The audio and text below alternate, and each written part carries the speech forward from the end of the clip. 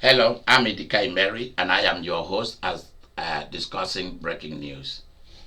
Um, as we rightly know, some countries have started to ease the restriction on people going out. Once again, people can now go to the park. Few stores are open here and there. How do you think that the government of your country should ease the restriction, say social distancing,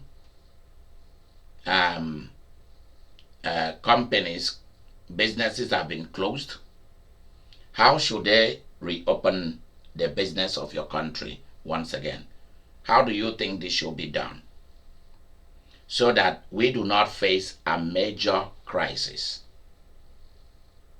now or in the years to come? So let's look at it. Where should we have the balance? We are looking for our own health. At the same time, we want the economy to restart. So how do we go about it? I saw in the news since yesterday of some people in Michigan, Minnesota, etc., chanting that they want their state for people to be allowed to start walking and going about their businesses. Is that the way that it should be done?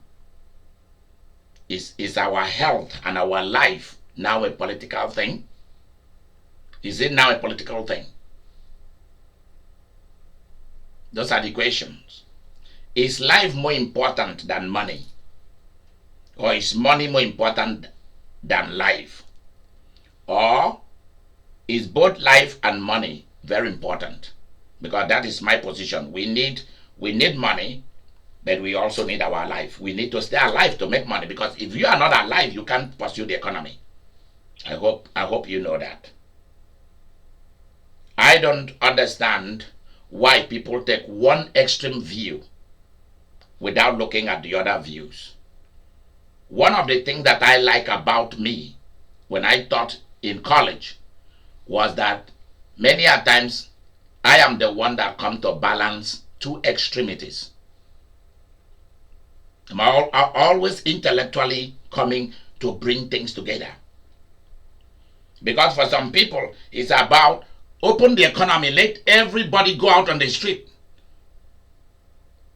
Let the NFL reopen.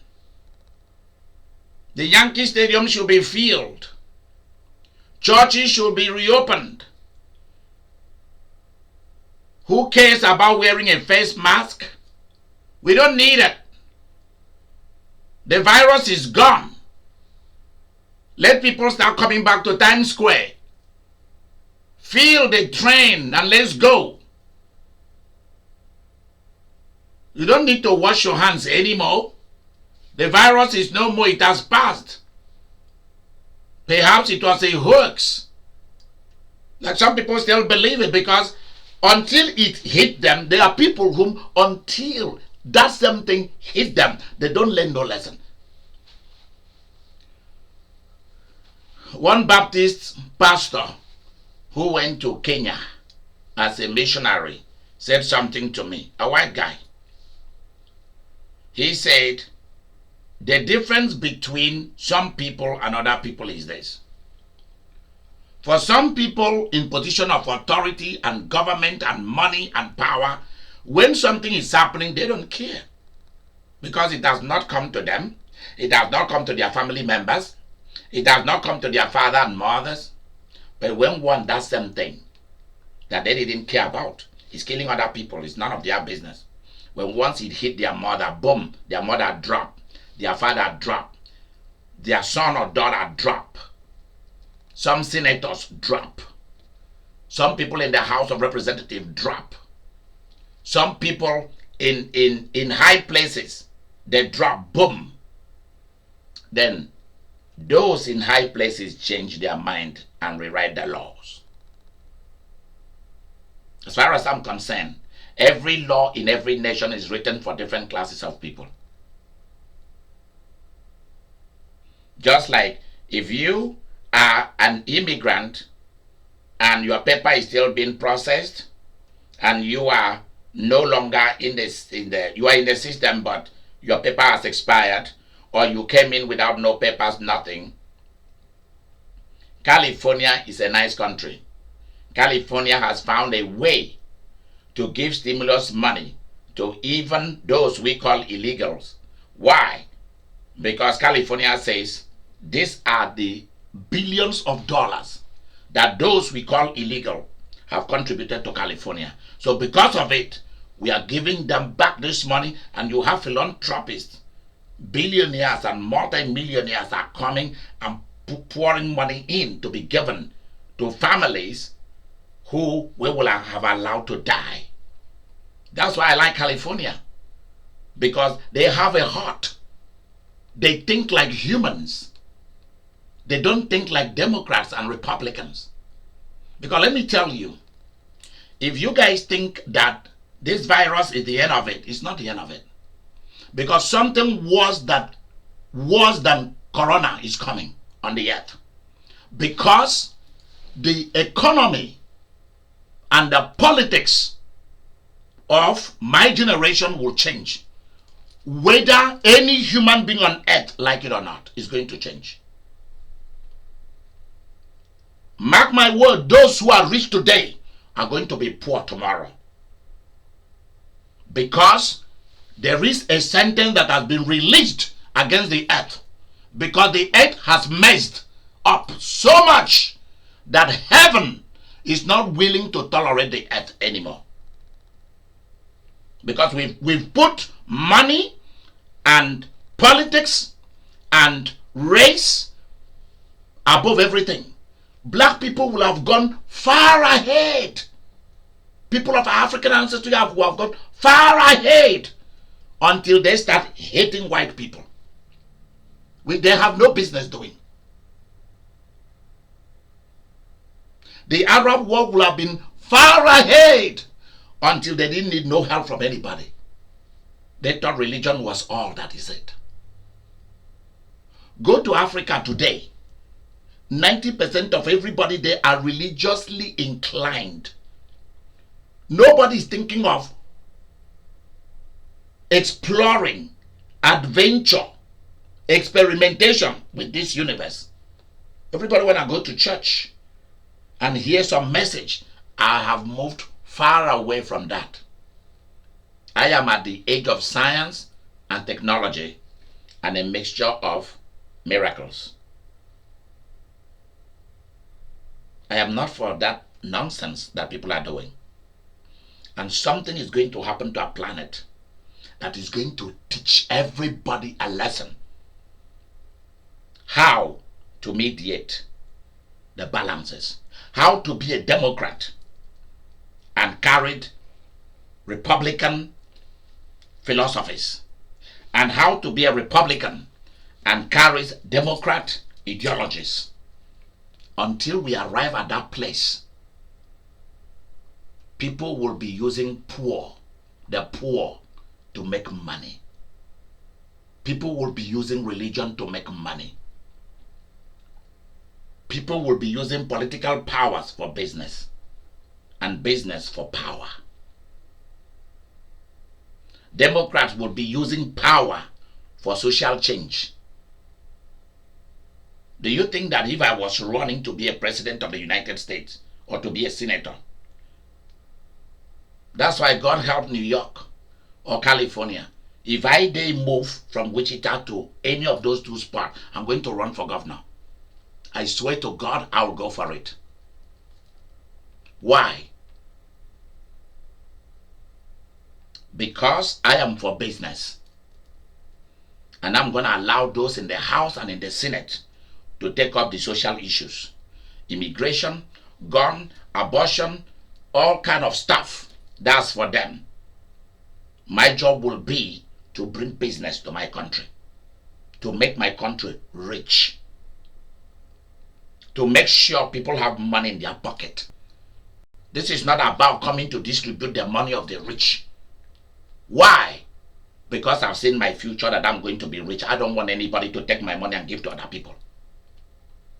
Just take a look at all those who were running for the presidency among the Democrats. Just look at all of them. How many people are talking about business, investment?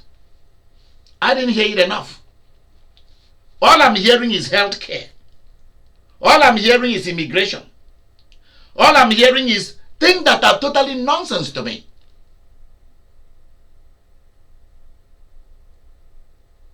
Because until you start to speak the language of Wall Street in Main Street, and the language of Main Street, the concern of the ordinary people at Wall Street, because it takes those who have money for you to plead with them to bring out that money and repay Main Street. So you cannot go to insult those who are in Wall Street in order to get the vote of people in Main Street. You don't do that. It takes a Bill Gates and the rest of them who are billionaires to be the champion of the vaccination that we are looking for. The next 1 or 2 years we shall have it. It takes the rich to bring out the money that they've worked hard for to get something for all of us. I was even listening to Major Bloomberg and Tom Sayer to hear what they are saying about bringing businesses to America and taking the business of America and selling it to other countries. I'm not talking about what Trump is doing, coming to have war with China. I'm not for that kind of mentality. Nobody will praise you after you are gone, that you were a warrior or not. What people want to know is, what did you contribute? It's not whether you were the best or whether you were the worst. Nobody cares about that.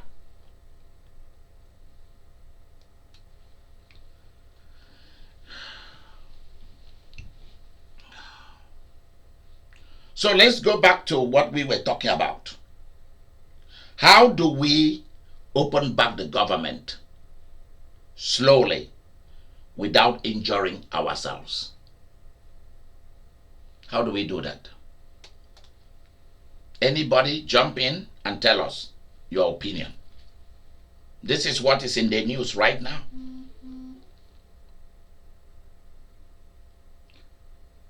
Should we tell everybody to now go out, open back the restaurant, go and eat inside McDonald's?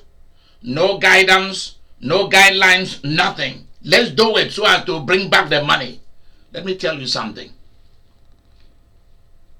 Apart from maybe 1 or 2 countries, or a little bit more, the economy of the world is trashed. You should know that. So whether you want to rush to open back the economy of your country, you are delusional. Because China is lying to everybody that they are opening back their country. It's a lie. They can't. They cannot. For China to be China again, it's going to take them like 3 to 4 to 5 years. For them to pump back goods and services like they used to do. It's going to take them years. And while they are doing that, they have to be watching their back. Because Corona is not going to go away. It's now with us because it is in the human body. So, Rosalind jump in, Shante jump in, Nancy jump in. Because let me tell you, when it comes to the issues of life, we don't need politics in it. We don't need it at all. We don't need it. Our life comes first. It is those who are alive who will pursue money. My people say only those who are alive on earth will create the economy and make it good. Those who die, they've died pay like rat.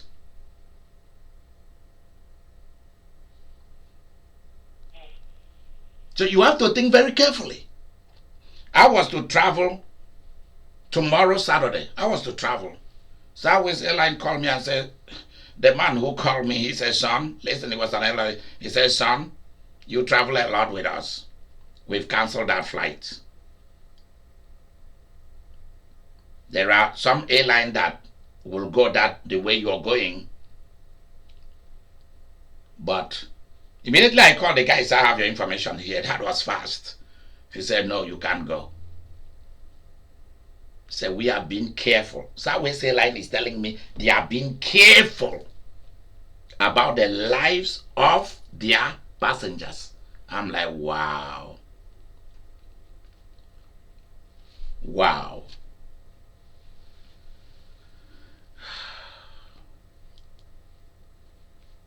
So in as much as I want money, in as much as I want the economy to blast off again,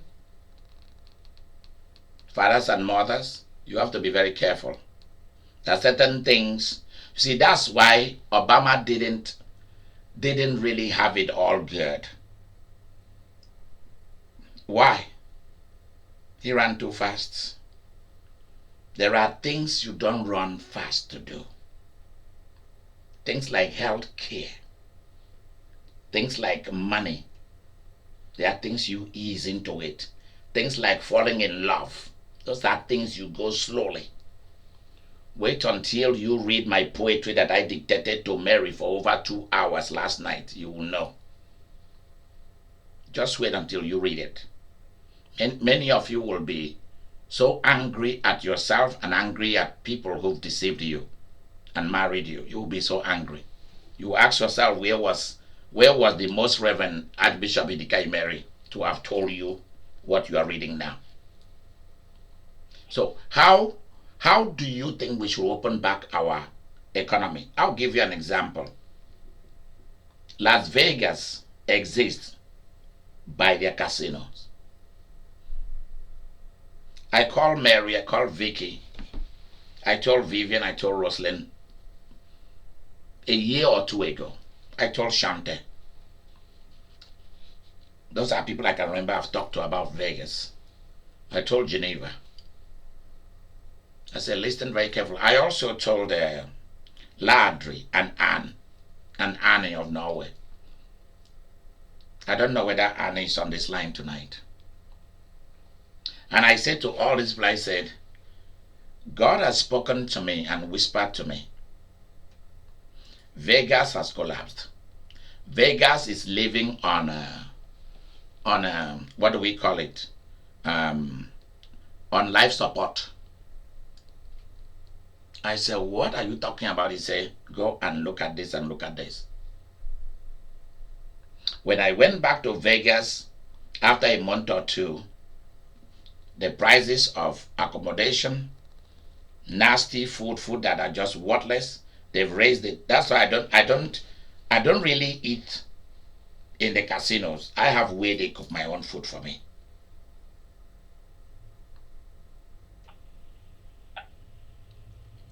You see, immediately China went and built Macau to be a casino city. I knew that Vegas will never remain the same again. And it does not matter how much Bellagio, MGM Grand, it doesn't matter how much Wayne Casinos and Anchor try to put in some Chinese and Oriental things to attract Oriental people. They are not coming anymore. They are done with the US. They are done with the US. If they want to go to casinos, they go to their own. That's where they are going. Europeans are going to their own in France. So, and look at this too. You see, when God speaks to me, He does not tell me fantasy, He tells me fact, and He tells me where to go and check it out. Then I started combing the internet and I realized something has happened. I realized that California, New York, outside Texas, all of Oklahoma, outside Wichita, Kansas, New Jersey, different places have one way or the other, openly or secretly, legalized gambling. Yeah. I knew that A long time ago, when I live in Wisconsin, when I realized that the whole chunk Native American Indians, they own a big stake in money, the power of money, in Wisconsin, Iowa, and Minnesota. You see people who receive paycheck and they go to the whole chunk Indian casino and blow it. I mean, those guys, they know business. I'm telling you this because one of the whole chunk Indian chiefs, one of their elders, when I left Wisconsin, I came with his tobacco pouch. He gave it to me. It's sacred to them. His mother gave it to him, and he gave it to me. I was like, what on earth? He was telling me what they do. If you are born into their tribe, you are getting like $1,000 or more every month, including the little child. They are living large, they are living big. So let's get back to the question. How do we open back the economy? You cannot open Vegas, Miami, Los Angeles, New York. I'm talking of the big cities where it is happening, where life bubbles 24/7. You cannot open back Chicago, Philadelphia, all the big cities. You can open back Washington, D.C. because there's nothing there. There's nothing in D.C. It's an old city. There's nothing happening in D.C. You go to D.C., it's like you are in a cemetery. Barbara, where are you? You go to D.C., it's very quiet, nothing there. Nothing. Just the seat of government. But we are talking of cities that bubbles. Baltimore. How do you open back these cities? How do you open back the churches? I know that many of them are licking their wounds because they are not making no money. How do you open back the economy? Let's talk about this, because if I was a leader of a nation, I will bring the best to the seat of power. Ask them, come, sit with me. We are having a 2-day meeting, and out of this meeting, you guys should write the guideline for this. It's not something that I'm trying to say. I am contacting people who are the top of business, but I've made up my mind what I want to do. That's not how you run a government, my dear. You don't run government like that. Like, let me tell you what I used to do. I am the priest in charge of congregations. I've never been in charge of one congregation. It's always many, because I always have junior priests working under me. I'm supposed to be the keeper of money of what we call a parish. Is a conglomerate of many congregations. They make up a parish. But I refused to be in charge of their money. I refused to be the chairman of the financial committee, because a lot of pastors cannot do what I do, because they think that if they are not in charge of those things, they will be cheated. But you see, I am the one that makes the most money wherever I go. I'm the star of the show. I make people bring money. Governors bring money. So everywhere you go, the congregation booms with money.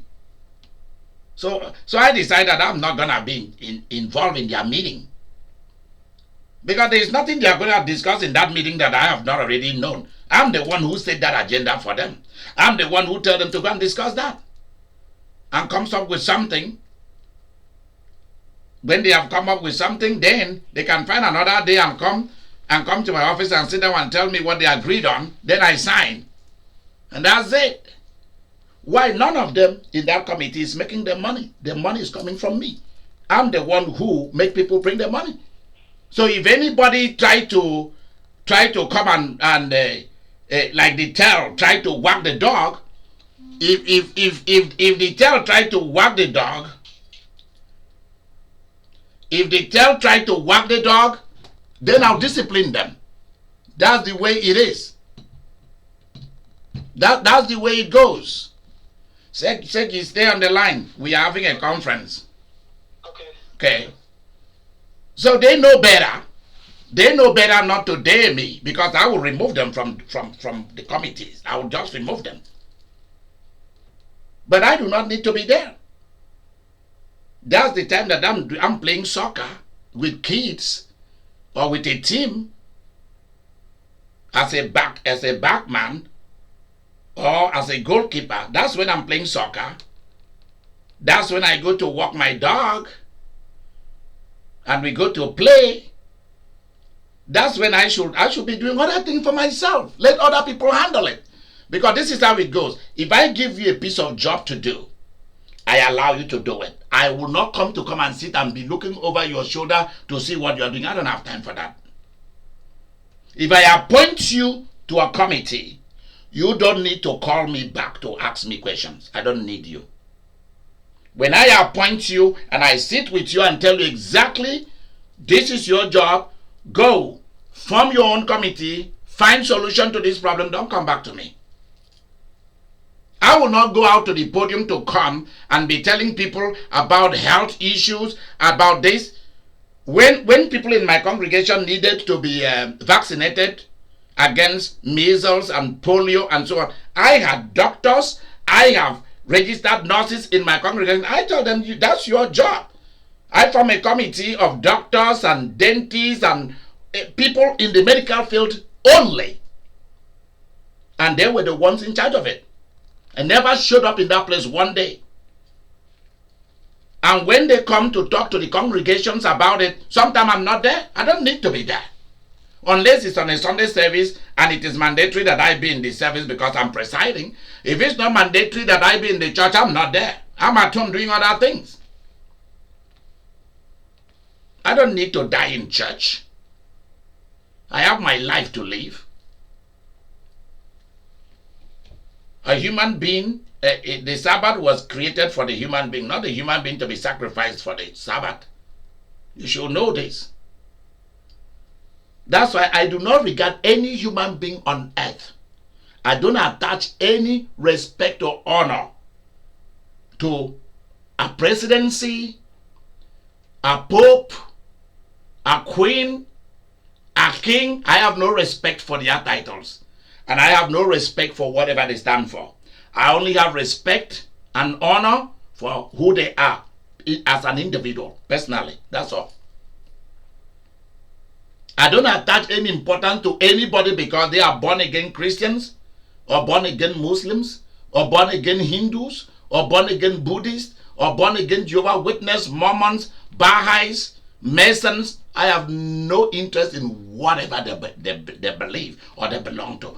I don't attach no interest to it. Like you hear some people will call me and tell me that they've been Christian for 10 years or 20 years. Do you really think that I care about that? I don't. Why? I don't know who they are. Because until I give them position of power, I give them money and wealth, I give them responsibilities and duties, that's when I know who they are. That's how it is. How do we open back our government? Shante, go for it. How do we open back the country for business? I'm talking about your country in South Africa, in the United States, in England, in Italy that has been devastated like crazy. It's sad when you see what has happened in Italy. Go and look at what has happened in Spain, in China. After seeing all the death, people dying like flies all over the place, how do we open back the country? Do we just turn everything loose? Everybody come back, go to the mosque and pray. Everybody go back to church. Everybody go back to here. Turn the library open. Everybody stay in the bank together. go in at the same time. How do we open the country? Let's use our sense. Let's leave politics out of this. We don't need it. This is not. Remember, God told me since August last year, I started talking about it. We are going to enter into the years of drama. And the drama began. In fact, while I was finishing up the prophecy of January 1 hour after I finished, a general in Iran was being killed. The drama began. You have not seen enough drama yet. You think you've seen something. See, when you say this kind of people will say, oh, you don't like your country. You don't like the world. You don't like Africans. You don't like Caribbeans. You don't like Europeans. That's why you are prophesying. I am not prophesying. I'm being told what to say to you for your own good.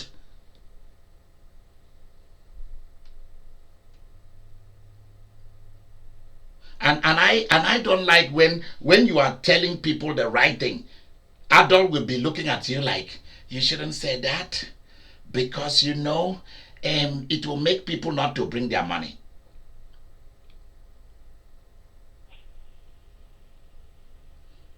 Even if we were to have another virus attack, a bacterial epidemic, a war break out in the world today, all my partners are covered financially. All my partners in good standing. We might be the only church standing, the only group standing. Why? Because I saw the future.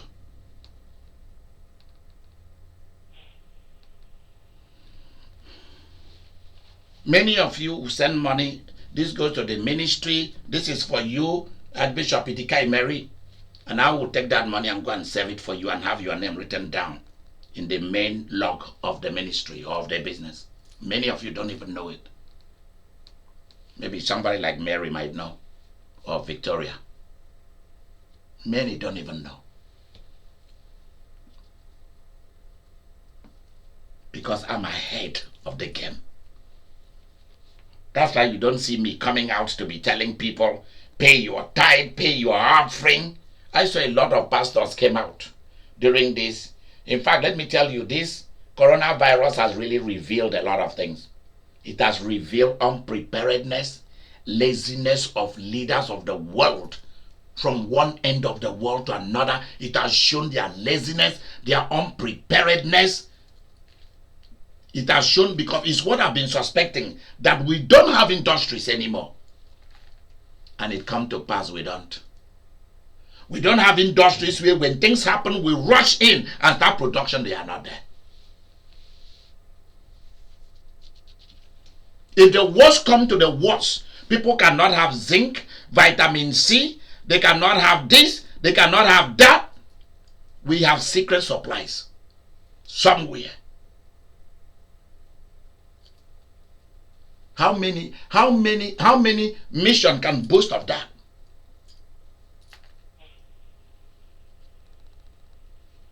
Because I don't want any of my partners to suffer. So let everybody rush in. Go ahead. Turn everything loose. Go back to the movies. God, let me tell you, people will be dying like flies if we don't take care. If we are not careful, people will be dropping like flies. And I can assure you that all those Democrat and Republican and party people in your country who are saying, hey, we don't have any more money, the country will go bankrupt. Have you not bankrupted the country already by all the many wars that we have gone into? Useless wars from Vietnam to Afghan to Kuwait to Iraqi. We don't have no money there. We are living on life support. We are living on borrowed money. That's what the nations of the world live. They are living on credit card. They are living on debt. We all know it. Don't allow what they are telling you today. Bloomberg, TVC, CNBC. Oh, the Dow jumped Oh, as though the Dow has a leg to jump, to do high jump, to do jumpology. You know? The Dow jumped and is 300%. Oh, the mutual fund danced. You know? What is it? The ETF, the stock market shook their butt all over the place. And people are clapping. They don't even have a clue. We don't have money. The world does not have money. That's why leave your government alone. Pursue your own personal, individual life. Pursue your own business. If you cannot, join our own. Because they will be shouting and clapping hand over those things. And the whole thing has plunged down to the ground. It's like when I came to this country newly. You won't believe what I'm going to tell you. That's when I learned very quickly. The Holy Spirit helped me learn very quickly.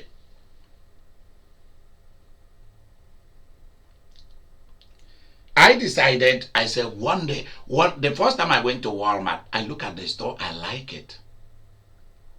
I went to Target, I look at it, I like it. I went to Walgreens, I like it. I wrote down, I would like to have something like this in my name.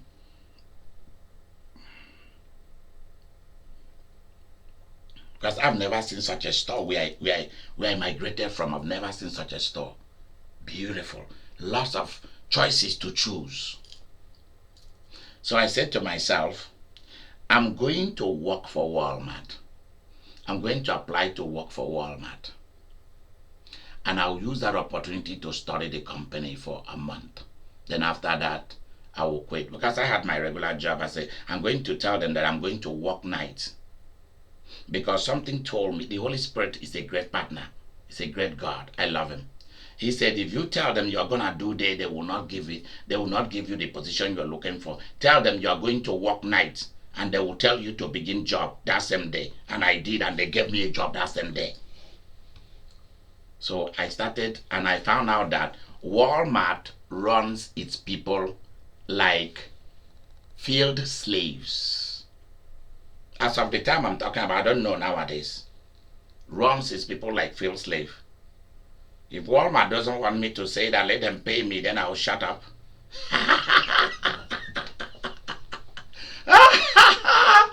Rosie, how do you like me now? I'm worse than a politician, isn't it? Yep. So they run Walmart as of then like even the managers themselves were slaves. They are slaves. They have no choice. They were being run like the managers were house slaves, the workers were field slaves. You come to work, they want you to do some stretching first. Then a manager will come and read you about how Walmart stock is doing at Wall Street and so on. And they were lying to them. Because I'm always checking out Wall Street and what is happening. And Walmart's stocks went down. It went down. It has never been up. It's down. And the guy will come and tell them how much it has gone up. And they will be clapping. All the idiots standing there with me will be clapping, except me. I will just fold my hand and be looking at them. They will be clapping and jumping. He will say, we should be very excited. Our stock went up. Blah, blah, blah, blah. So I call one guy. He's a Chinese guy. I said, you were clapping with them? He said, yeah. He said, yeah, because I have some stocks. And I said, come, let me show you something. He came. Because I came with a newspaper of the day before. And I said, look at that. That's what you were clapping. Take a look. He said, it's not the same like what the man was telling us. I said, when last did you look at the newspaper or you look at the internet? He said, I don't know about those things. I only come to work and go. He said, by the time that you finish, you retire from this job, you will not have a penny in your account. You better begin to put your money somewhere else. That's how that man began to put his money somewhere else. You can't even form a union in Walmart. Do you know that? You form a union, they will arrest you. They will fire you. That's why a lot of European countries, including Canada, they don't like Walmart.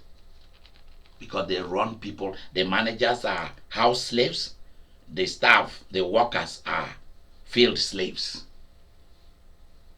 They treat people like trash. I hated it. I only stayed there for 1 month, learn what they are doing. Then I told them that I'm going back to my original job, which I already had. Then from there, I went to understudy Kroger, Dylan's Kroger. Theirs was even the worst. Theirs was even the worst. Kroger stores was even the worst. When I was in Florida, I went and understudy. What do they call that company? Roslyn, remind me. What do they call them? Which company is that? They are like Kroger, they are like Walmart, but they are a little bit smaller than Walmart. It's a shop, it's where people come to buy groceries. Publix. Yeah, I also understudied them. So don't think that when I'm talking to you, I have infiltrated all those companies. Some of them I worked for them for 1 week. I didn't need the money. I just doing it for fun because I already had my job, so I would go and work in the night. I needed to know when I would buy my own gas station, how am I going to run my own gas station? I applied to work for someone in the night as a manager of a gas station. I learn everything, photocopy everything that I can see that is of interest to me. Then I went to work for a nursing home and assisted living facilities. Then I went to work for a shelter. Everywhere where I think that in the future I will create something like that for myself, I copied everything in those people's offices. I'm telling you straight.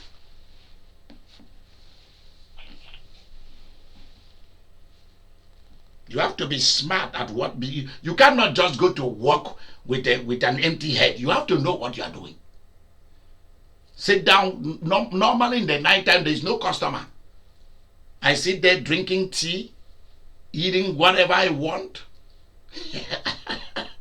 reading, and looking at the different ways that business is set up. Studying it. That's what I was doing.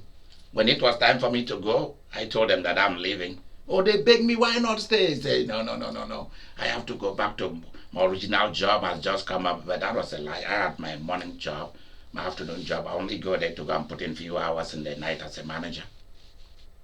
If you take me to any gas station, I can break down where you go to get gas. I can break it down. You give me the tools, I can break the entire things down, repair it, shine it, put in anything that is broken. I can put new ones into it where you get your gas in any gas station, and then fix them all back, shine it. I start doing that from sometime from 3 o'clock or 2 o'clock in the night. By 5 or 6 I'm done. The owners taught me how to do all those things. How do you run those kind of things? So how do we open back our country? How do we open back the economy of the countries of the world? Shanti, help us here. Talk to us, please. Talk to us.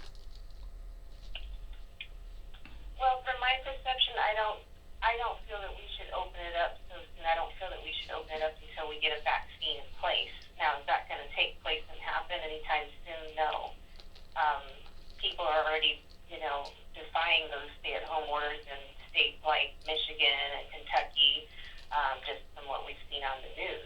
They have been. No. Somebody is paying them for them to do that. It's uncalled for.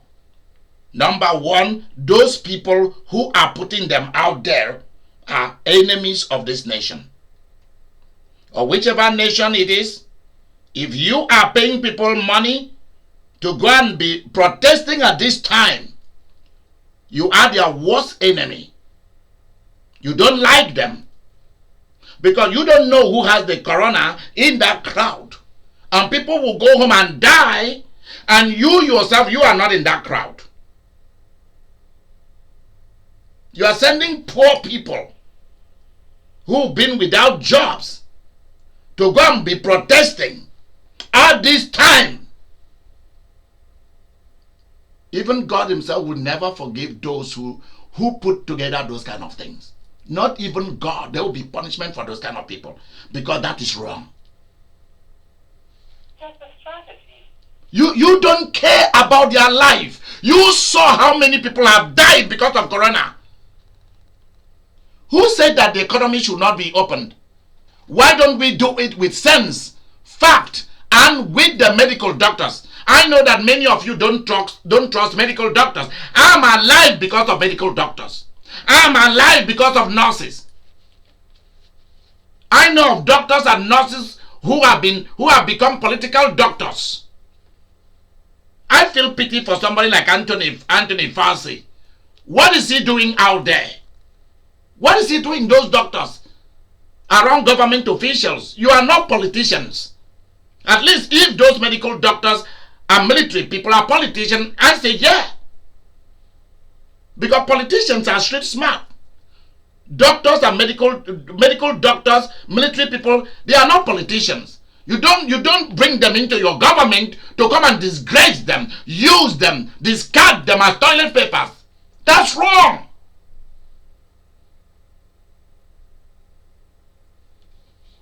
What a lot of leaders around the world are doing to professionals is wrong. It's not a good thing. We have been very skeptic and suspicious of professional people. And if we don't have professional people, we'll all perish. Money alone is not enough. We need professionals in physics, chemistries. We need professionals in different branches of medicines, different branches of repairing bones, different branches of vaccine production, different things. And these people are not paid a lot of money to do this. How much are soldiers paid? How much are people in the military paid? Little or nothing. And we cannot at least respect them. And pastors are the worst. You can't respect your congregation and let them have life that Jesus has given to them. You want them back so soon. Why don't we do that slowly?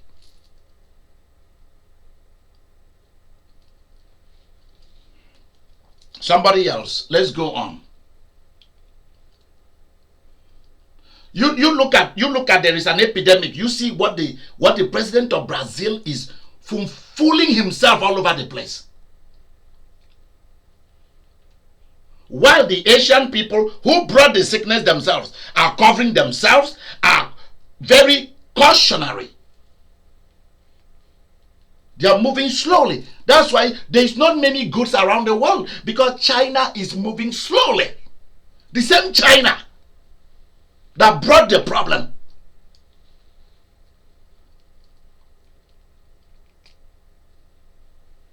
That's so wrong. Anybody and anything that put human beings at risk for selfish interest is my enemy. I tell people that if I was alive during the days of Hitler, maybe I would have shot him or he would have shot me. Because I will say things that will hurt him. Because majority of people in the world are afraid to die, not me. People are basically afraid of losing their job. They will be fired from their job. The people, they will send somebody to come and kill them. All that kind of rubbish.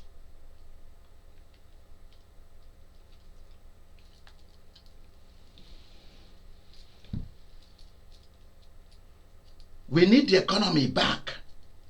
Things should be open slowly. We don't have no vaccination. We don't go to any store and tell them that you want to buy hand sanitizer, you want to buy toilet paper, toilet roll. Some places that started to come in slowly from China again, slowly.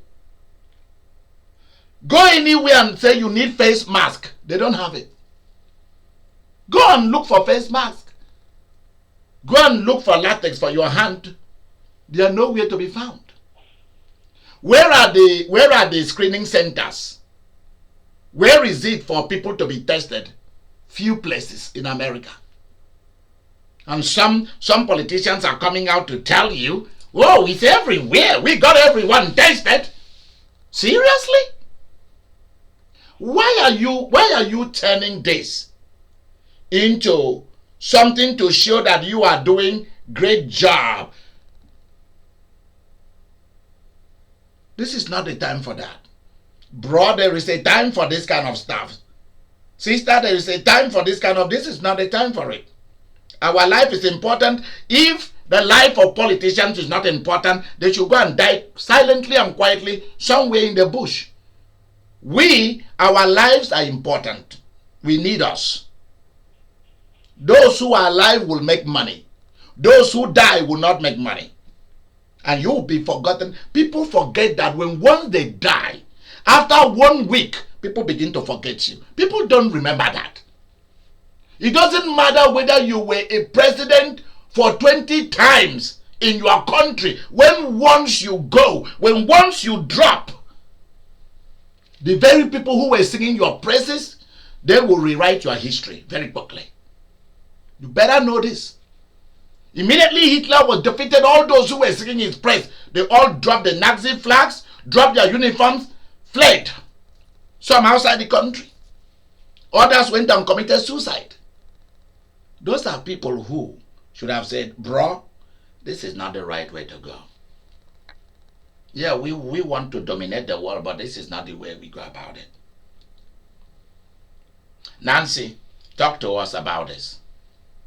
How do we restart the economy without people dying, without people infecting us, killing us, without us killing each other? Have to continue with distancing, because if anytime you're in a crowd,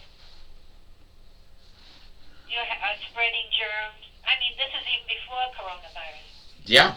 Spreading germs and everything. But what about politicians among the parties in the world who are telling us, oh no, we don't need that.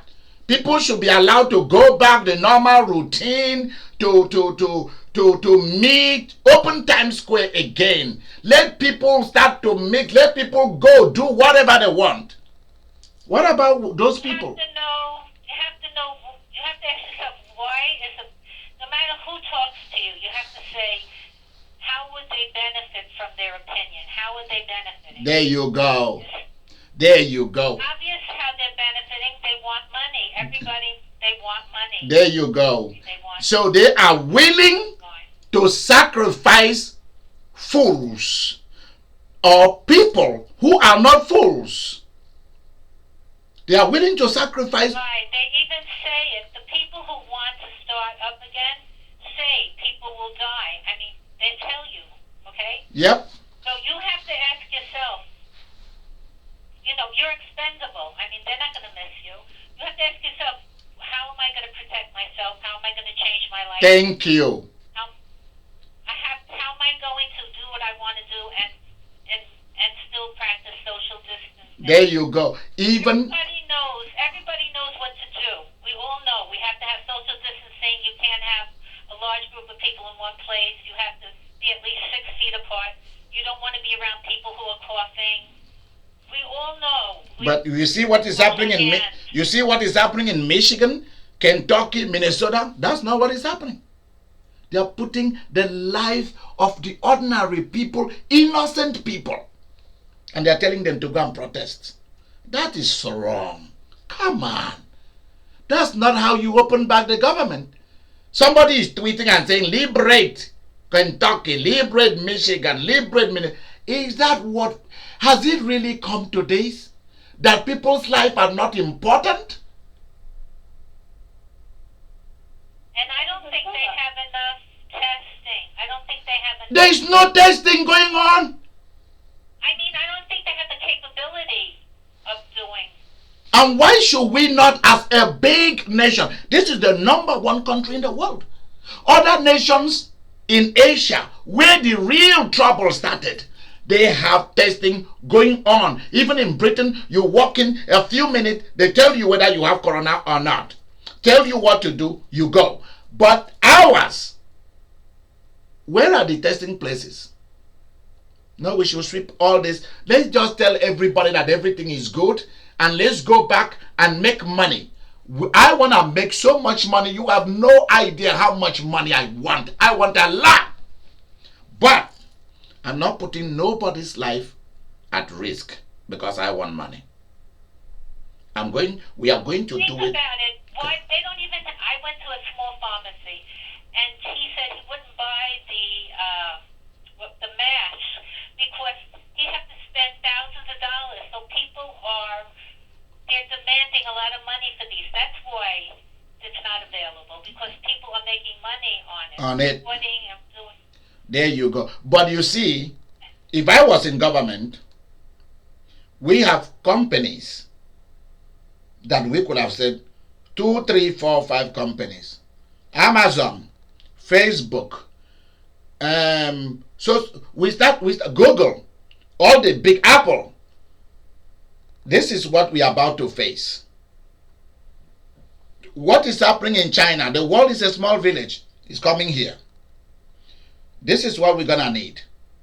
We're going to need millions of PPE. We're going to need millions of face masks. We're going to need testing centers. How do you guys help me to do this? If the government is broke, I need your money to do this. I mean, there's nothing wrong about... Use your common sense. Yes. Common sense. Ask yourself. Yes. Are there going to be enough testing kits? How can there be testing kits when we don't have alcohol? There you go. Rubbing alcohol. We don't even have rubbing alcohol in the stores, right, because China is not giving it to us. Think about this. This is terrible stuff. We don't even have hydrogen peroxide, nothing. They fire nurses because they refuse to take care of patients because they're not given masks, so they fire them. There you go. You are firing nurses and doctors at this time. When I saw the numbers of doctors and nurses that died in the UK, in United Kingdom, I was so sad. When you see the numbers of doctors and nurses that have perished from China to Spain to Italy, all the way to the UK, United States, Manhattan told us, that's New York, 25 NYPD officers have died because of corona. Police officers. You guys know how much I love police officers.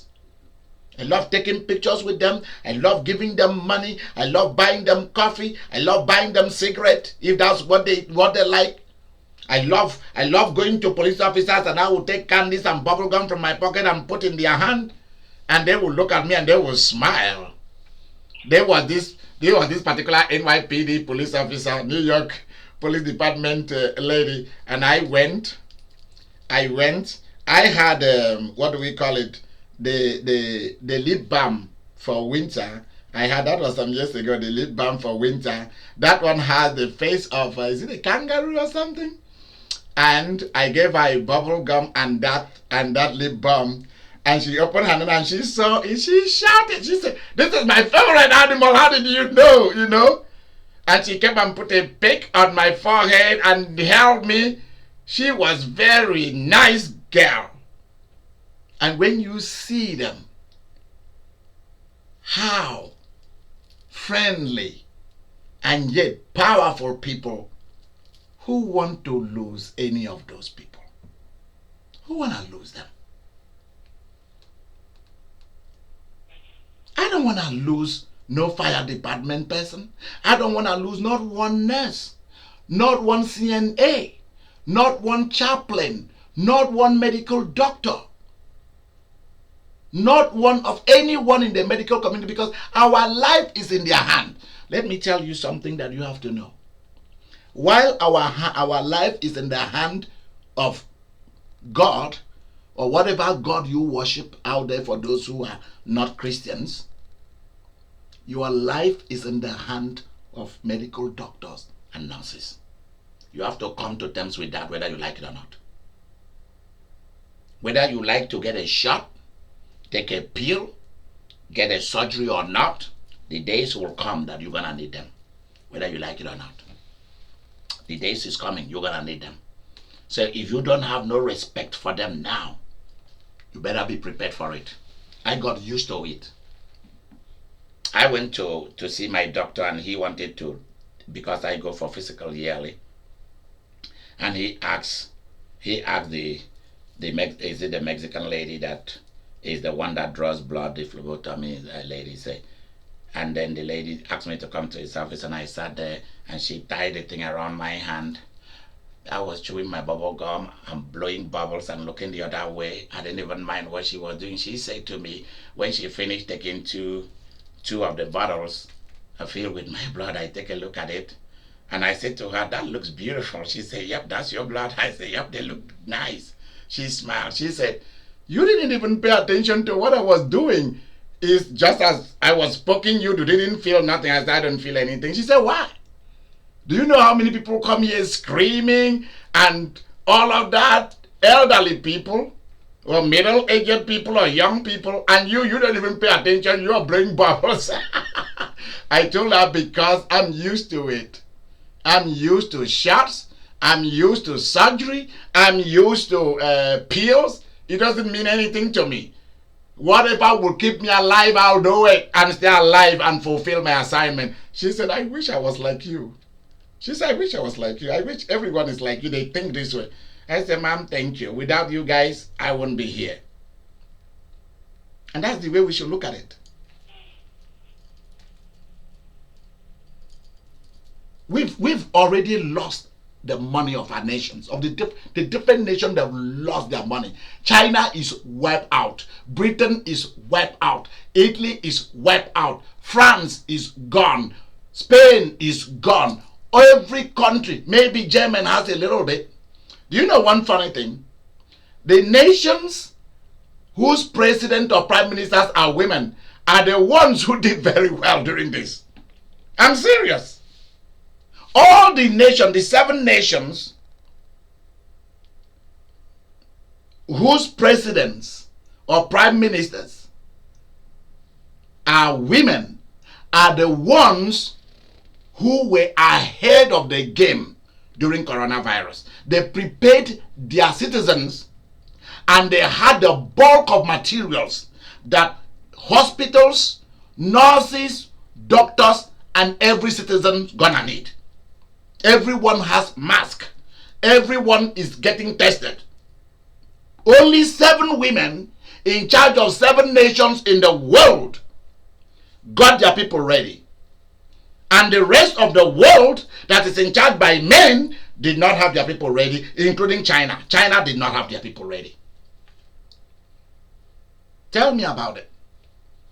But all the nations, there are 7 of them, including Australia, I think Iceland or Finland, Norway is there, Germany is there. All the nations, I saw the 7 of them, and I spent time to read how they handled the coronavirus pandemic. I spent time to read each of the nations, and I was shocked. I was like, wow. I said, "God, you were right when you told me that women should be allowed. From the year 2000, it has been decreed in ancient record that women should be allowed to begin to run things." Bishop, I listened to a business coach, and he said women make the better business people because with big businesses and financial deals, because a man has his ego. This is what he said. Yep. He's the man. He said they let their ego get involved. Yes. But a woman, like if they're like selling businesses or doing, large negotiations, they're willing to give up part of a company, 40% to a party. They're willing to give up part to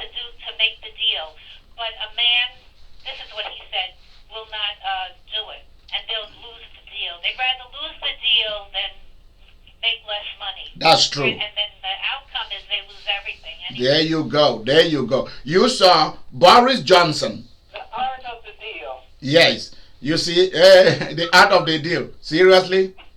The art of the deal. Are you serious? Listen to this. There is no deal in the art, baby. There is no deal in the art. Okay? Listen to this. Boris Johnson.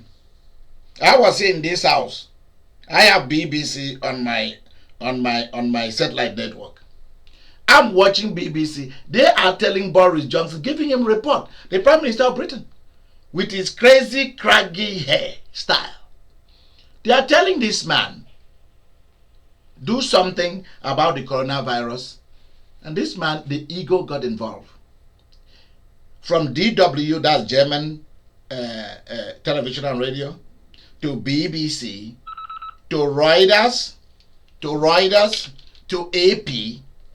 What do they say about every nation whose president or prime minister or king is a man? They say all of them, they failed.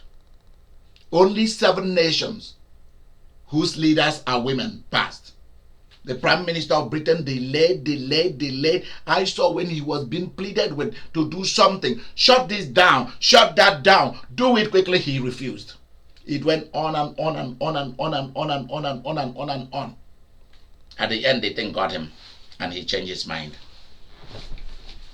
At the end, it got him. Think about that.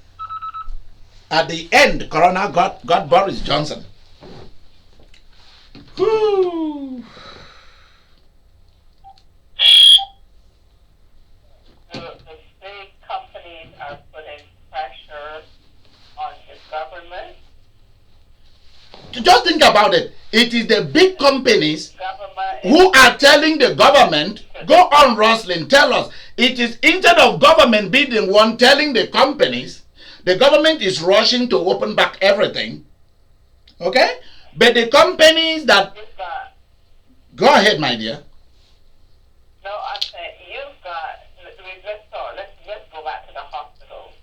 The hospitals were not only sending home the workers, the nurses and doctors were refusing to comply, but they were bellyaching that they had to send home, start sending home people because their bottom line was being affected. Okay. Then you've got the insurance companies. The insurance companies, all these business people have paid for loss of income. They paid insurance for loss of income, and the insurance companies are coming back now telling these people that they don't qualify, that the insurance did not cover pandemic and all that. And because it's too much money to be paid out now, I want everybody to go back to the government. They all are putting a lot of pressure on the government, but that's because they own the government. The government allow themselves to be owned by these people. So, hence the situation that we're going through. I think, though, that and you say don't make it political, but I think our president needs to sit his behind down and deal. You have selected a committee. Let the committee do their job. Let the committee come to the podium and give their report, and you stay in the background. You can't micromanage.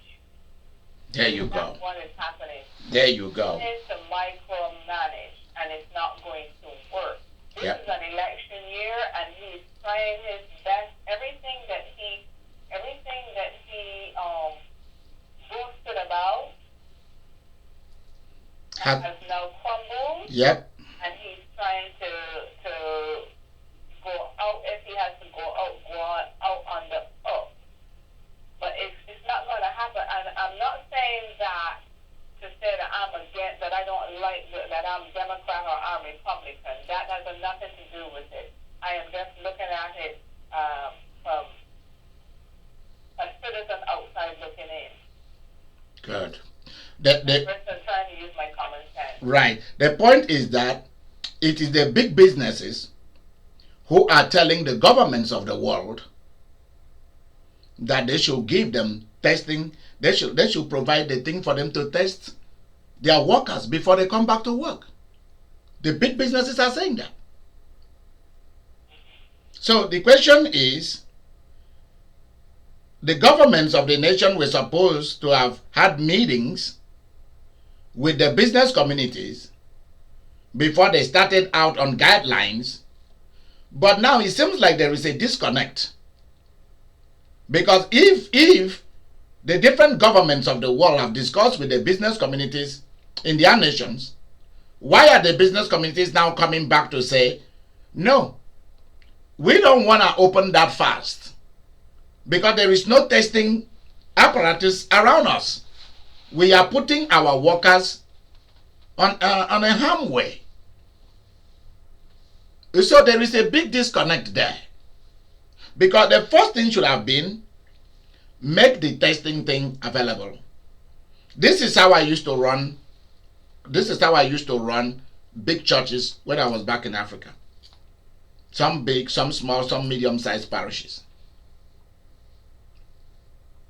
If I realize that the church doesn't have money, there's no money in the treasure. In the treasure house, there's no money to pay to run things. What I do is I come to church. I finish ministering to everybody. Offering has been taken. Then I will tell the church, I will say, I am coming to appeal to you, my congregation. This is what we need. This is what this church needs. There are 10 people, and I'll ask them, and I'll call their name. You guys stand up. They stand up. Come to the front of the altar. They come. See these 10 people. This one is into these 3. I've sent them to do medicine. None of them is my family members. These 3. These 2 are doing economics. That one is doing banking. These other 2 are lawyers. They are going to become lawyers. I need scholarship money to take care of these people. They are your people. None of them is my people. They are different tribe. They are your own sons and daughters. So I appeal to you to do whatever you can. As soon as this service is over, I'll be standing by my car and I'll be collecting the checks. That's all I say. And I will thank them. And I will stand at the main entrance of the church to greet the people and to lay my hand on the babies, on the little kids, as their mothers take them and pass. And that is also when I have an envelope in my hands containing money or checks for women and their children, for members of my congregation who don't have jobs that I have to take care of. I have special offering that I control for such people. For pregnant girls, for people who don't have jobs. And I tell you, I stayed in that place for 1 month. I make sure everybody had a job. That's when I stand. When you see me at the main entrance, you always see me with a big envelope in my hand. I'm giving out money.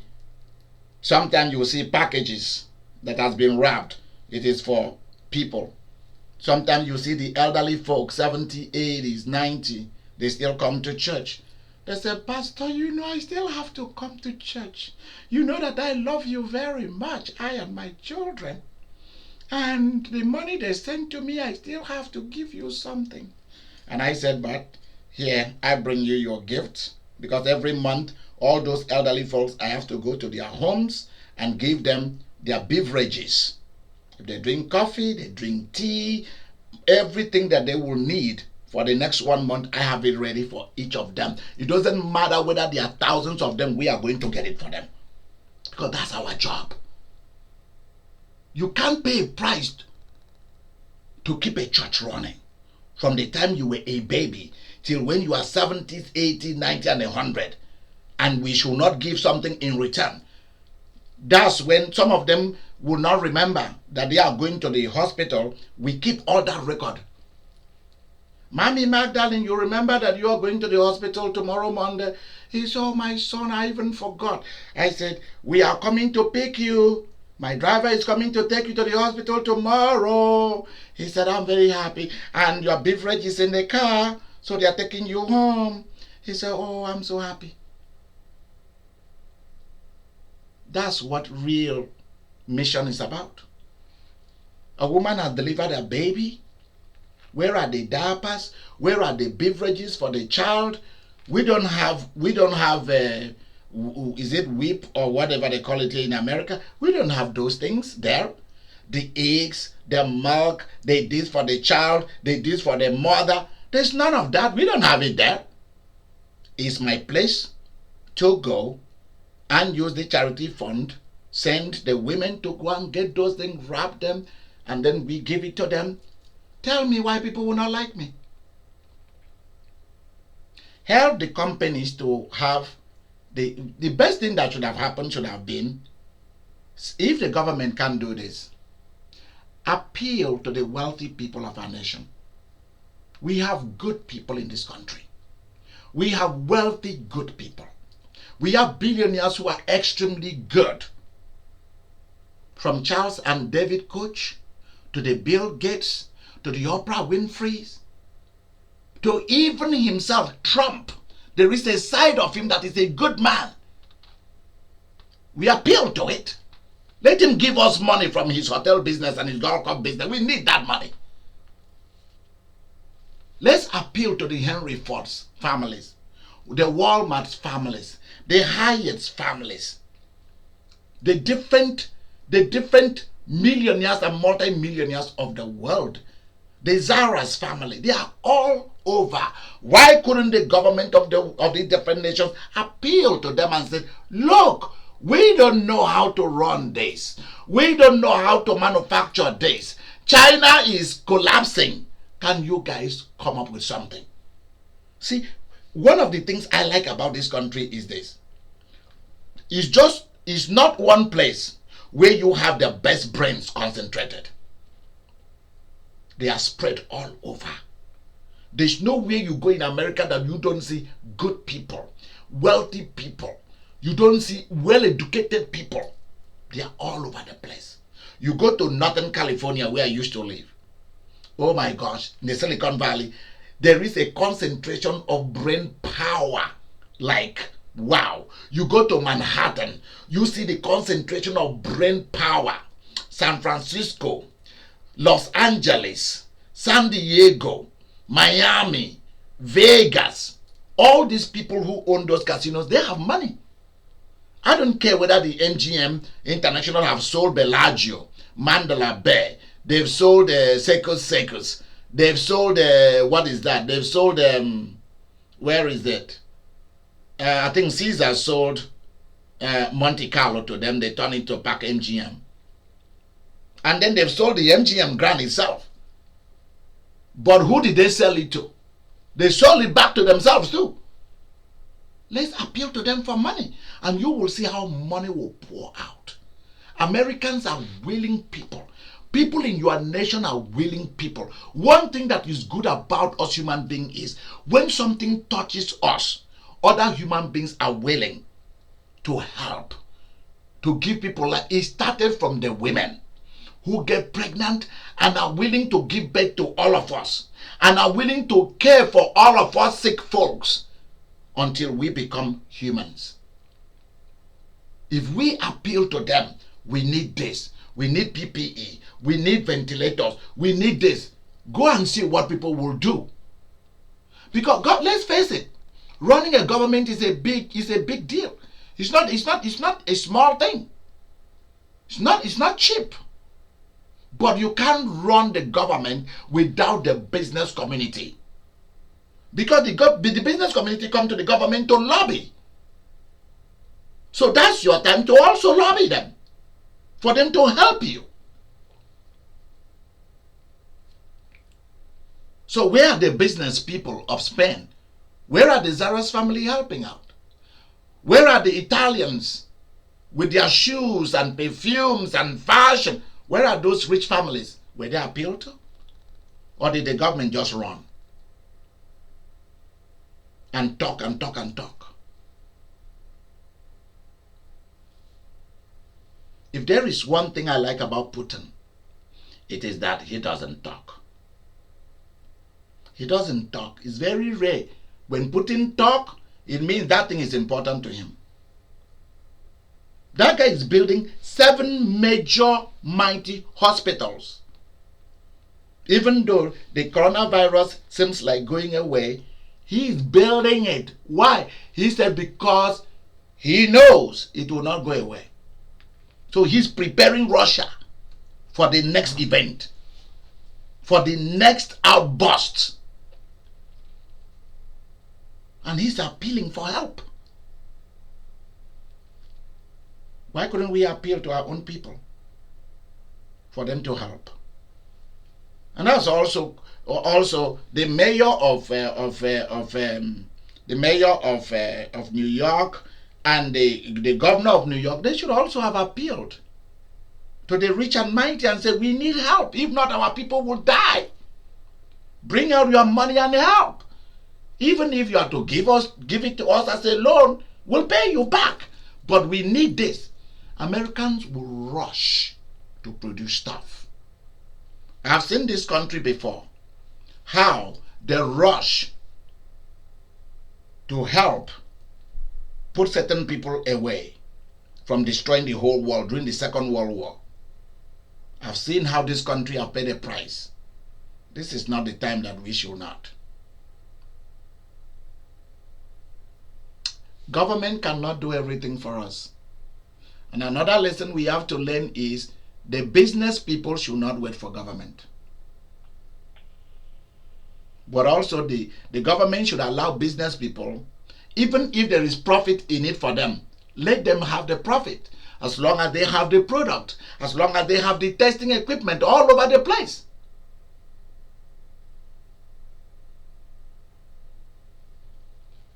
Because why I'm saying this is Trump was busy bargaining with GM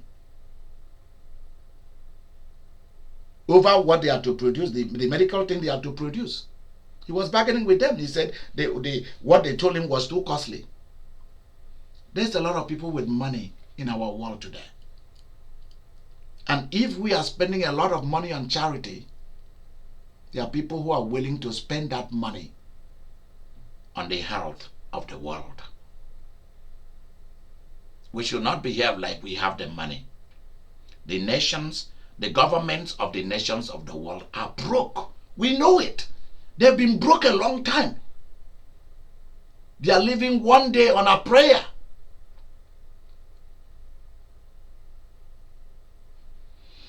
Nancy, thank you for chipping in.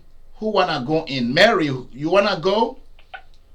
Mary, you wanna go? Vivian, you wanna go? Segi, you wanna go?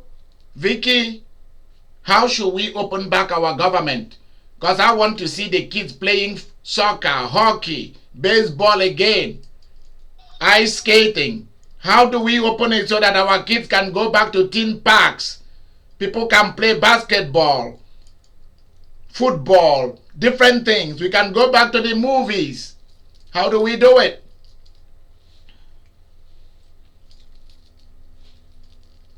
Who has an idea to tell the world? Please tell them they will be listening to your voice tonight.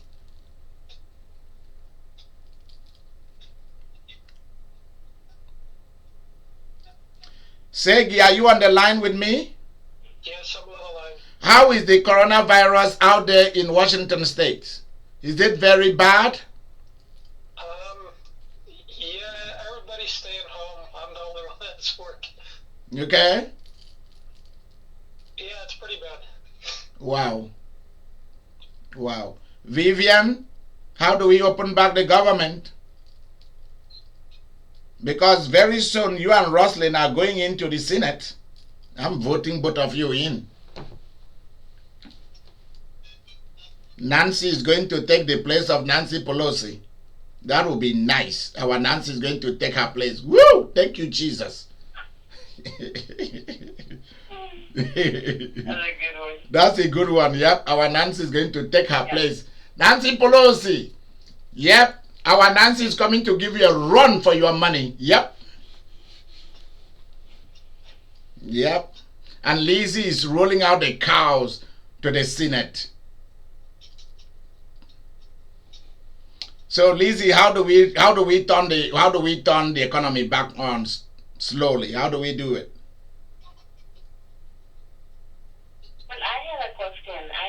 I'm wondering. It is true that we all have to be very careful and treat it very cautiously to get back to business. But at the same time, how we manage to run our life without money? There you go. That's another question. But for example, even for 1 month of supply for the entire nation, it cost 2.3 trillion dollars. Mm-hmm. And if we continue to do this until we are completely safe, until we see this place, that's why we are asking you, how do we open the country slowly so that while we are making money, at the same time we are being cautious? How do we do it? So that we don't stay at home and become broke. We don't give Trump a heart attack because there's no money there. so that we are out there, and so that's the question we're asking you. You are a graduate of the best university in America. This girl is one of the best graduate of one of the best universities in this country. I'm telling you, that's why I kept her. Yeah. Thank you. Yeah. And her area of interest is in the economy. I'm not joking. This is not a joke. She specializes in that. That's why she's quiet. She doesn't talk because she knows a lot about these things. If I don't bring a cow to chase her, she won't say nothing.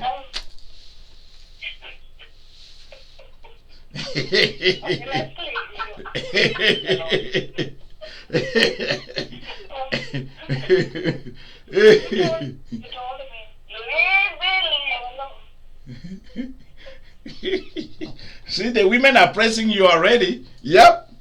Yeah, our bishop loves cows. Yes. Yes. You introduced me into cow business. Don't you remember? Did I used to like cow until you introduced me?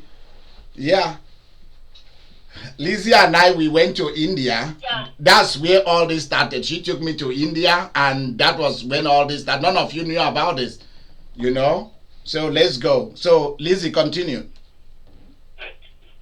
Okay. I don't know. This is a very complicated subject and complicated stuff. Yes, but you are the one who is a professional in the economy. It is.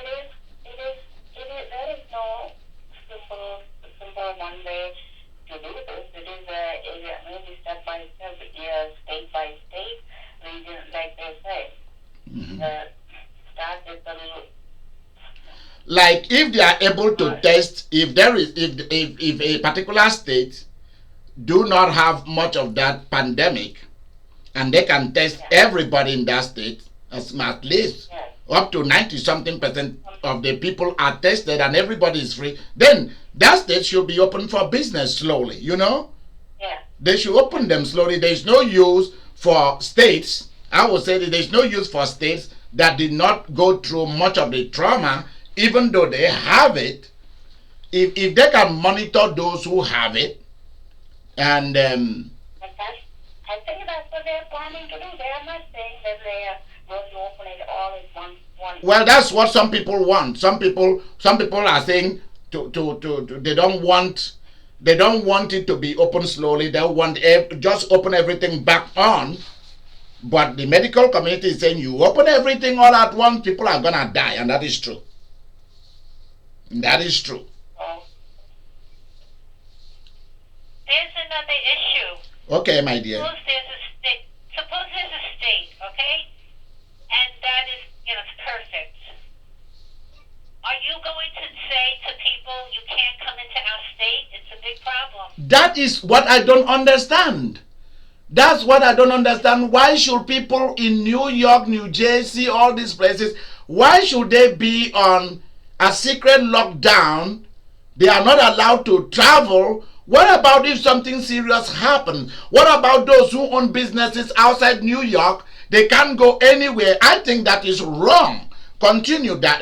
Continue. All right, so you're saying they want to go, but they might just want to go to the store. It might be something frivolous. It might not even be for business. They're saying state X is excellent. Everything's good. Now, the stores are open. Everything's open. Don't you think people from other states are going to want to go there and shop and everything? There you go. That's another thing. Problem. It's a very big, complicated problem. Other people from other states will go. They don't want us. They don't want, especially New Yorkers, right? They don't want us there because we're contaminated. So I don't like New Yorkers. People from New York, Connecticut, Delaware, New Jersey, Pennsylvania, all these East Coast states. I don't like that stigma on them. Like they all have corona. There are a lot of people in smaller states who have a lot of corona. And they are traveling to other places. So why put the East Coast on a lockdown? And for example, I saw it. People are being told those from New York cannot go to Florida. Seriously? They should not go to Florida? Majority of Caribbean people live in Florida. And their families members live in New York, New Jersey, Virginia, Connecticut, Pennsylvania, Delaware, North Carolina. So how are they going to deal with this? And if their people die, so they cannot go to see their people. They cannot go and start taking care of property and so on and so forth. They should stay locked down. So these are complicated issues. Personally, when I saw that New Yorkers were not allowed to go anywhere in the country, I felt I don't think that is right. That is not right. What about when you go to the airport? Number one, they are going to check your temperature. They are going to test to see whether you have corona or not at the airport. If you have it, they will send you back. If you don't, enter the plane and go your way. That's how we open the economy. Some people don't even have temperature, and they have corona. Well, I was just about to say that because just taking a person's temperature because a person's temperature is not high does not mean that they have it. Yeah. Right. It's I don't know. To kill the temperature for a while. Yeah. Right. And take a lot of time to bring it down. It still be the carrier of corona. So somebody might not even have any symptom of corona and still they have corona in them. Yes. Exactly. A lot of them are asymptomatic. I think the majority of people are asymptomatic. Okay. What do you mean by that? Explain to us. You are the nurse. You are the A means without. Okay. Symptoms. So that without symptoms, they don't have a fever, they don't have a cough, but they have the coronavirus. Now they go walking and talking next to, or they're in a crowd, and they're next to people who don't have a good immune system. The immune system is to fight off viruses and bacteria. Mm-hmm. So now the person will, and they have other diseases. They could have, they even said hypertension, high blood pressure. Mm-hmm. These things leave you vulnerable to the coronavirus. So a person could be carry the coronavirus, have no symptoms, and because they're near somebody who doesn't have a good immune system, that person could actually die. That other person. Wow. So it's and you can take their temperature, as you said. To take their temperature, it doesn't mean anything. What are they going to do? Everybody be tested and carry the certificate saying that you were that. It's like with AIDS, you had to show the person. If the person wanted to have sex with you, they had to say, go to the doctor, show me if you have HIV or not. No. And that's a problem Why? Because the antibody, the person could have the HIV virus, and they go to the doctor, and they're negative because it doesn't show in the blood for, at that time, maybe the tests are better now, but at that time it took like a week or two for the antibodies to show. Wow. But that's another story. But the point is, it's not simple. This is the problem.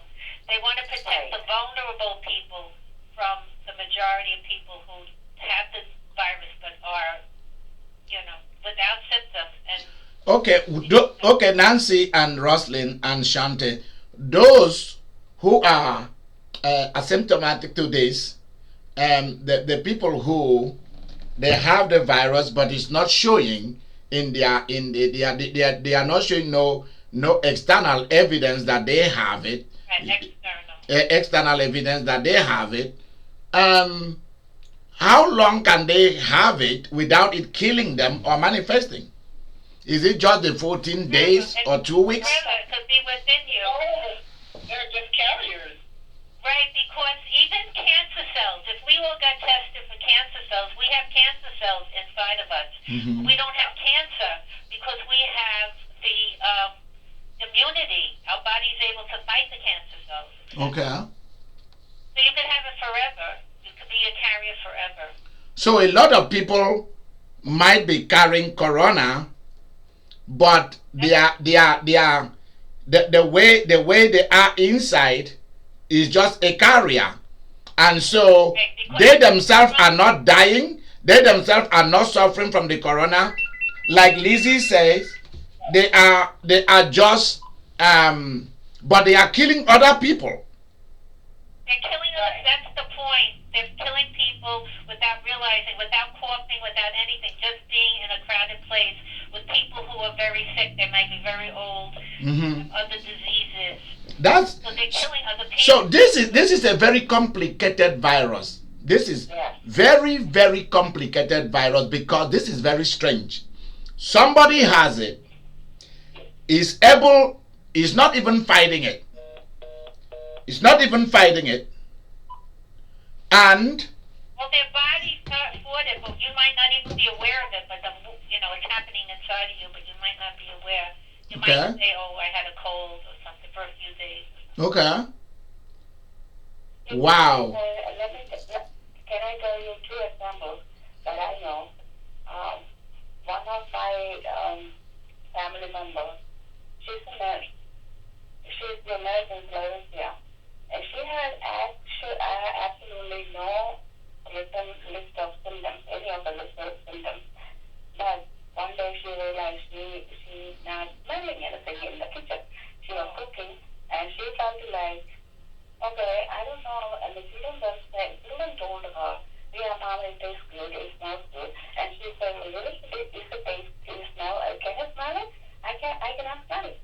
And she all of a sudden, remember, oh, maybe this is one of the symptoms that no smell, no taste. Mm-hmm. And she called the doctor, or she called the doctor's office for a checkup or a testing, and she was positive.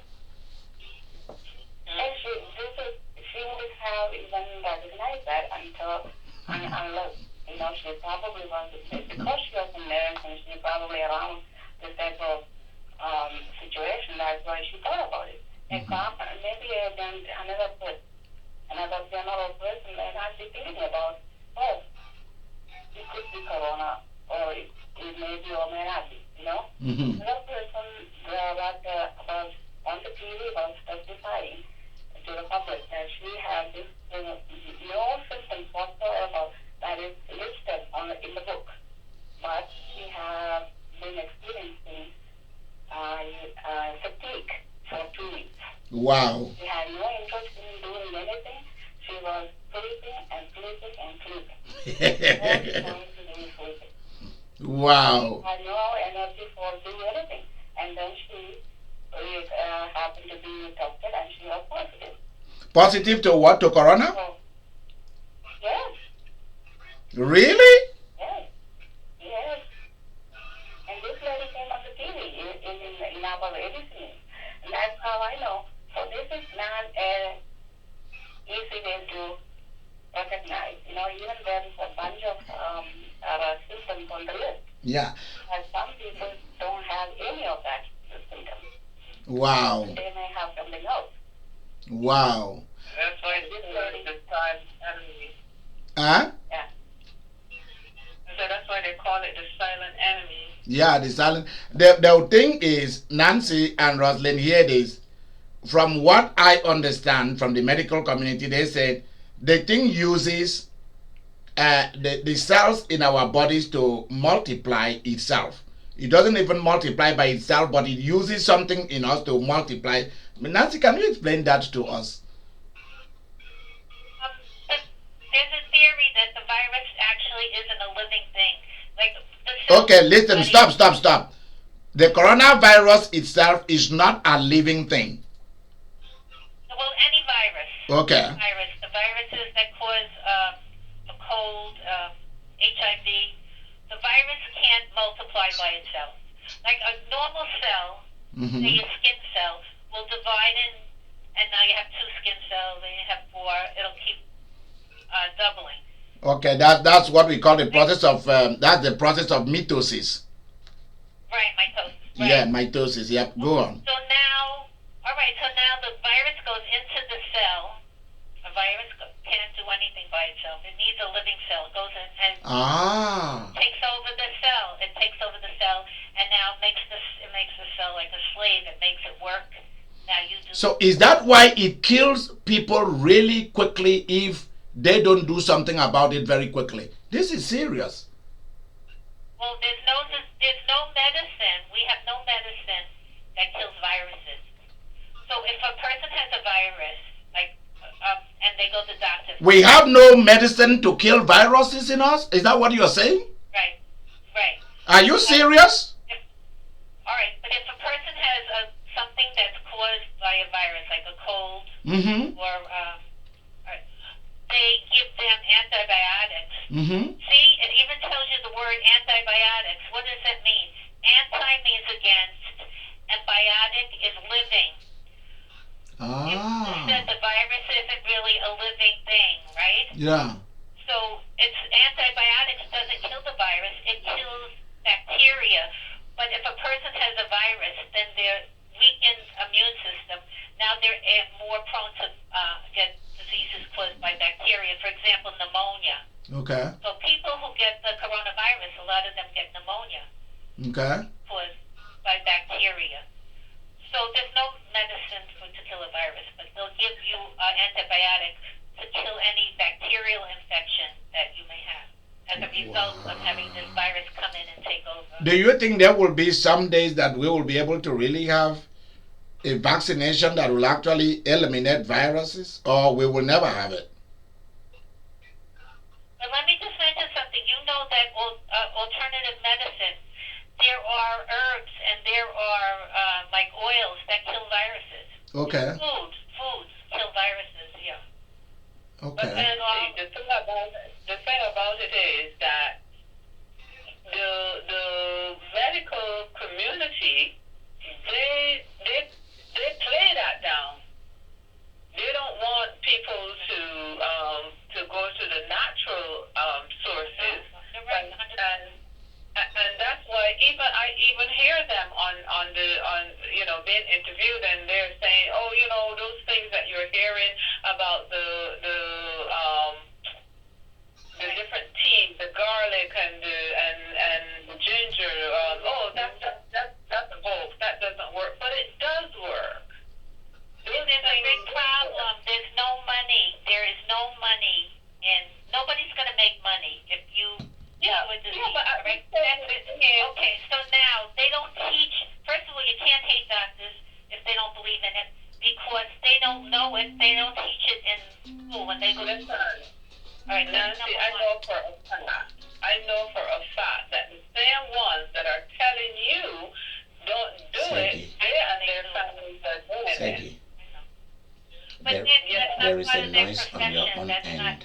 And the reason why it's not proven, these alternatives, is because it costs millions of dollars to do tests, a real test where you could prove cause and effect. It costs millions of dollars. Who would spend the millions and maybe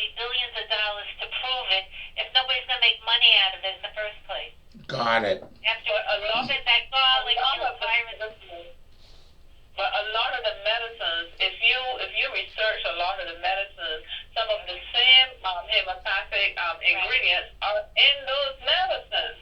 So therefore, what happens, people who do test things and find out that these herbs and whatever do kill the whatever they're trying to kill, the virus or the bacteria, when they find out, what do? They patent it. They put a patent in it. Right, Now they make money. Now they make money. And things you could have gotten, very cheaply, now you're paying for the medicine that they patented. Somebody has to make money out of it. Well, I have told all of you how there was a time that I was very sick and I was passing out blood for no reason. And I went to my doctor. That was so many years ago. So many years ago. And my daughters and I, we went to see our primary physician, and he did all the tests. Number one, he couldn't find where the blood was coming from. There was no punctured arteries. I mean, he was just shocked. He looked everywhere. Then he said that I have to go to Chicago to see a specialist. My daughters and I, both of them, one held my right hand, one left my left hand, said, "Daddy, are you gonna go to Chicago?" I said, "No." I said, "I'm going to the Chicago that is in front of us." They said, "Where is Chicago?" I said, "Chicago is far away." I said, "That's where I went to pick your mom. When she came into this country, I went to her to pick her." They say, "Oh, far away from here." I say, "Yes, but we are going to the small Chicago that is in front of us right there." They say, "The store there?" I say, "Yes." "Where you have that bald head guy friend of you, Daddy?" I say, "Yeah." So I have a friend, and they own this big Whole Food store, huge. His name is Kyle. The guy's name is Kyle. So I went and I explained what is going on. I said, "This is what is happening to me, and the blood is coming out of me, and I have no idea." So he said to me, "When you were a kid, did you have this? Did you have?" I said, "Yes." He said, "All right." He said, "Did the doctor ask you those questions?" I said, "Yes, he asked me," and I told him exactly what was happening when I was young and how mommy healed me, how my mom treated me and healed me, Of course, my father came to come and tell her what to pluck, how to use it, and my mom did exactly that. Everything just worked fine. So Kyle said, "Follow me." So we went into the Whole Food store. We went to the medicine side, the alternative medicine, and he picked one tiny bottle with a white liquid thing. And he said, "When you reach home, just pour 2 drops into a teaspoon and put it in your mouth. In fact, if you don't like the taste," I said, "Don't worry about the taste. I'll do anything to be alive." He said, "Good." He said, "Pour it into your orange juice, into your grape juice, into your tea or water, whatever, and drink it." So immediately we reached, and my daughter said, "Daddy, let me open it first, So they struggled, then they opened it. It wasn't hard to open, and they poured 2 drops. The other one, because my kids love to play doctors. So one will say, "Daddy, I am a neurosurgeon." They hear me talk a lot about neurosurgeon. And I open people's brain, and I work on it, and I close it back, and they are healthy. And this one said, "I'm a cardiosurgeon. I open people's heart, and I listen to their rhythm." And she would do a little dance like Zen, and then said, "And I close it back up, and then I come back, and I will keep checking on the person until the person is well." I said, "Good." So they said, "You have to take your medicine." So they pour 1, 2 drops, and then they pour 3. They said 2. He said, "Daddy, we should always add 1 more, and it will do the job." And I took it, I drank it, and I ate. Throughout that day, I didn't feel anything. Next day, nothing. The thing just stopped up till today. That was about like 15, 16 years ago. Just stopped. So I came back to my doctor to tell my doctor what happened. He said, go and bring the medicine. Let me see. What medicine? What did you say you did? I said, I went to the whole food store that is in front of the hospital here. And Kyle gave me this. So I brought it. I showed it to him. And he took a picture of it. He said, it stopped it? I said, yep. Permanently? I said, yep. He said, wow. He said, wow. So I asked him one question. I said, so do you believe in alternative medicine? He said, let's talk in my office. He said, let's talk in my office. So when we went, so my kids will never allow anybody to take me into a private conversation without them coming. They won't. So my daughter said, they are coming with me. So he said, well, that they should be with the nurse. My kids said, no, they are coming. So they came, and the doctor said, well, there are things that are beyond us. There are things that they sell over there that do the job. They themselves will not sign off on it. But that does not mean that it is not good. That does not mean that it doesn't do the job. So exactly what Nancy was saying and Rosalind is saying, there are so many good things out there. And that's just it. All right.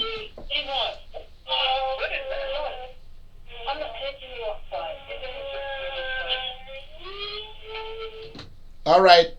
Please, can you mute? Can you mute? Please press mute. All right. So I think. I have a question. Okay. For Nancy. Do you think that people who have had the flu vaccine and the pneumonia vaccine, the older people who've been given the pneumonia vaccine,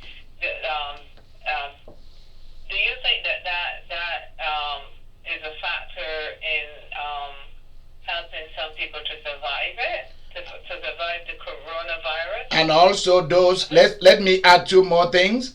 And those who have had TB, who have had the tuberculosis shots or medicine, or those who have taken their quinine, their chloroquine. So let's add all of it to that. No, it has. This is why they said you should get the flu vaccine, because then they can eliminate that. If they're trying to decide, do you have the coronavirus or do you have the flu? Then if you say, well, I had the flu vaccine, then they'll say that will be more indicative that the person might have corona. Okay. But it's actually to protect against corona, the flu and the pneumonia, no.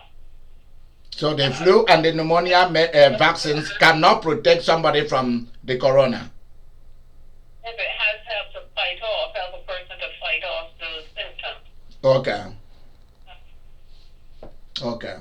So the reason they say that they want to know if the person has a flu vaccine, because they want to eliminate that's the possibility that they have the flu. Okay, what about the chloroquine?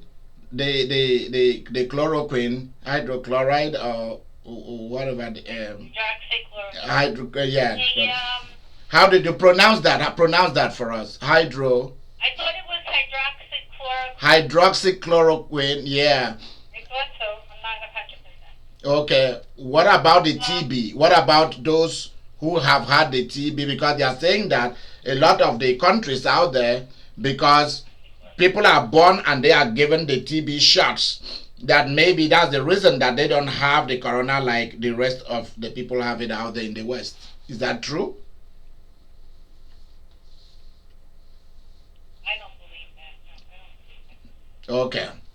All right.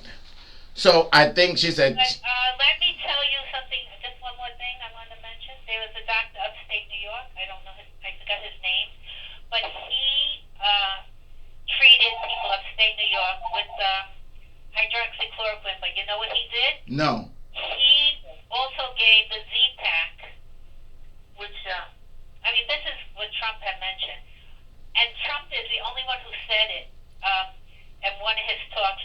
And zinc. that's exactly what the doctor upstate New York, he probably was referring to what the doctor had done. The doctor upstate New York gave zinc, hydroxychloroquine, and the Z-Pack. Okay, but you know what? This is a theory, of course, that the hydroxychloroquine isn't what killed the virus. It's that the hydroxychloroquine allowed the zinc to enter the cell.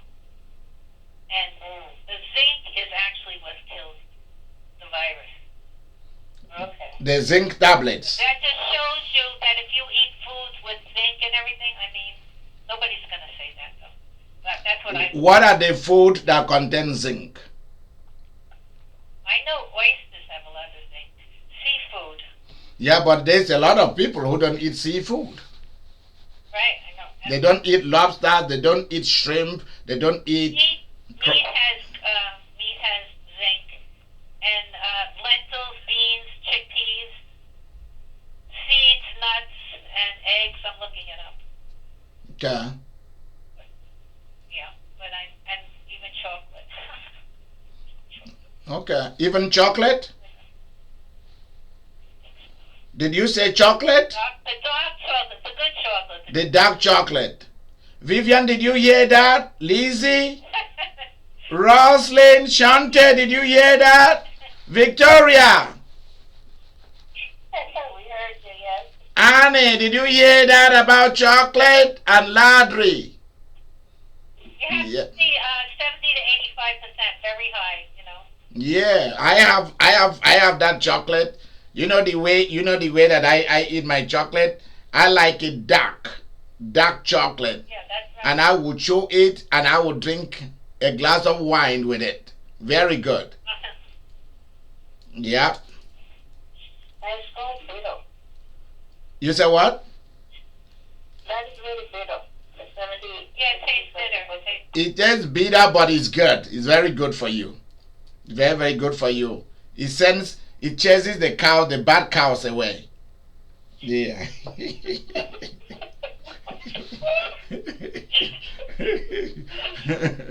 Yeah. So this is where we want to stop. So go and look for food that has zinc in it. Food that has zinc in it. Or go and buy zinc tablets and also take them. Next time we are going to discuss what kind of alternative medicine for everyday basic care of your body that you need. Not what the doctors recommend or what the government recommend, but what is naturally out there in the different cultures of the world that people have been using to take care of viruses, bacteria, all kind of problems. We are going to take a look at it. We are going to look at zinc. We are going to look at, so Vicky, I hope you're writing it down, and Mary, we are going, and Vivian, we are going to look at zinc. We are going to look at coconut oil. We are going to look at baking soda. We are going to look at the different things that, the different food and ingredient for preparing different food that will protect you. You know, Victoria told me a story. Victoria, tell us that story again. Okay, there was an elderly woman who made a short video 7 years ago, and I came across it. And she lived during the 1918 swine flu pandemic, and her family is the only family in her area that did not get sick. People were dying left and right. Yeah, everybody died except her family. Mom, yeah, everyone was dying except her family, and her mom would give the kids, she was 11 years old at the time, and her mom would give them half a teaspoon of baking soda in their water before breakfast. And her mom told her that this is to neutralize whatever it is they're trying to do. Yeah. That is killing people. Whatever bacteria or virus that is killing people, Yeah. this will neutralize it. And every day they did that, and everybody in the whole of that community were wiped out except that family. Yeah. So think about it. So we are going to, Really interesting. yeah. And I remember when I went to the Whole Food store last year, I was looking for something for my water. I already have trace minerals here. I have trace mineral that they got from the Salt Lake in Utah. I think that's where mine is made. I think so. The trace mineral, I already have it, but I needed something else that will build up my water, the power in my water. And so when I was at the manager said to me, make sure that you put a little bit of baking soda. Is it baking soda? Yeah, a little bit of baking soda in your water. And he told me that there is something that it will do to the water. And that More alkaline. yes. Bacteria and cancer cells like an acidic environment, acid. And so when you eat things that are alkaline, you're healthier. So like green vegetables make your body more alkaline. I mean, not everybody believes this. This is a theory, and not everybody believes it. Yeah, it's a theory. And of course, the baking soda does. yeah, and of course, all the good. Can I say something? I want to say something after you. Yes, and of course, all the good stuff. Just listen very carefully. And of course, all the good stuff is fantasy and a theory, but they are actually the good stuff. Continue, Nancy. Oh, I don't know. This is going off on a tangent, but I just want to mention it. Okay. Because this. Okay, so when I wash my clothes, right, I put baking soda in the water, right? Okay. And a little vinegar. Okay. So I told a friend of mine to do that, and she pointed out, like she had washed the clothes and she put the baking soda and vinegar and the soap. And then she left it in the washing machine, and she didn't dry it right away. And she said that when she went to, like hours later, when she went to dry the clothes, she noticed they didn't smell. In other words, the baking soda and the vinegar prevented the growth of bacteria, which would cause an odor. You know, like if you have wet clothing and you just let it lie there, the bacteria are going to multiply. Yeah. So that was a way another person had verified that what I said. Wow. So you put baking soda and vinegar and in your and then you do the laundry. Wow, that is awesome.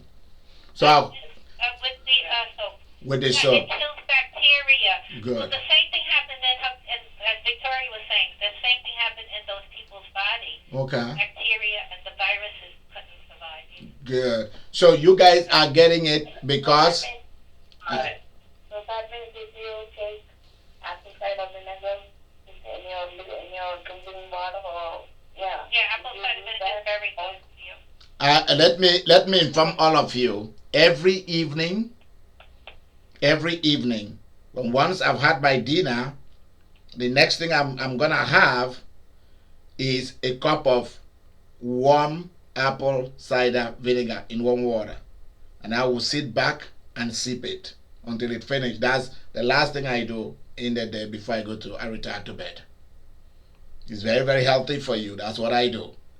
So I'm going to put down the different You things. have to do what you said. You have to dilute it. Don't take it straight because it'll wear out the enamel on your teeth. Right. So what you're doing is right. Right. That is why I put it in water. So instead of the tea, for the last thing of the night, I drink a cup of, in place of tea, I'm drinking a glass, or a teacup of water, warm water, with apple cider vinegar in it. Because you have to do every good thing to stay alive. So the next time that we will be doing. I want to say something real quick. Okay. Another thing that alkalines your body is first thing in the morning you have lemon with hot water. Yeah. And that alkalines your body. Yeah. Good. So we are going. okay, Nancy, can I ask you how much? What is the quantity of those things? Well, we will be discussing, since we do not want to clutter this broadcast with a lot of this. We are going to be dealing with this We are going to be dealing with this in a few days' time, and that's when we will be discussing the different things that you are going to do to protect your life, during this pandemic, and not only during this pandemic, with the different things that will be coming and going, because this is how it goes. When once your generation begin to introduce some of these bacteria and viruses, it was HIV, Ebola, jaw, these different things, they keep coming.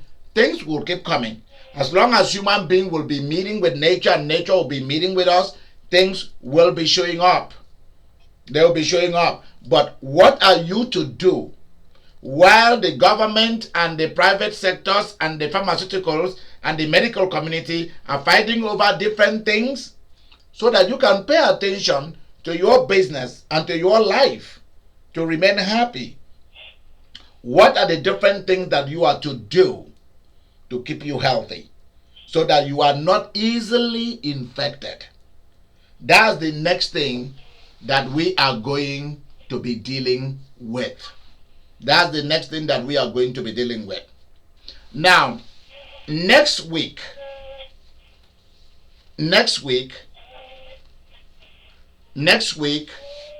I don't know the day yet. We are going to have the Spring Festival will happen. Then after that, we will have the prophetic events.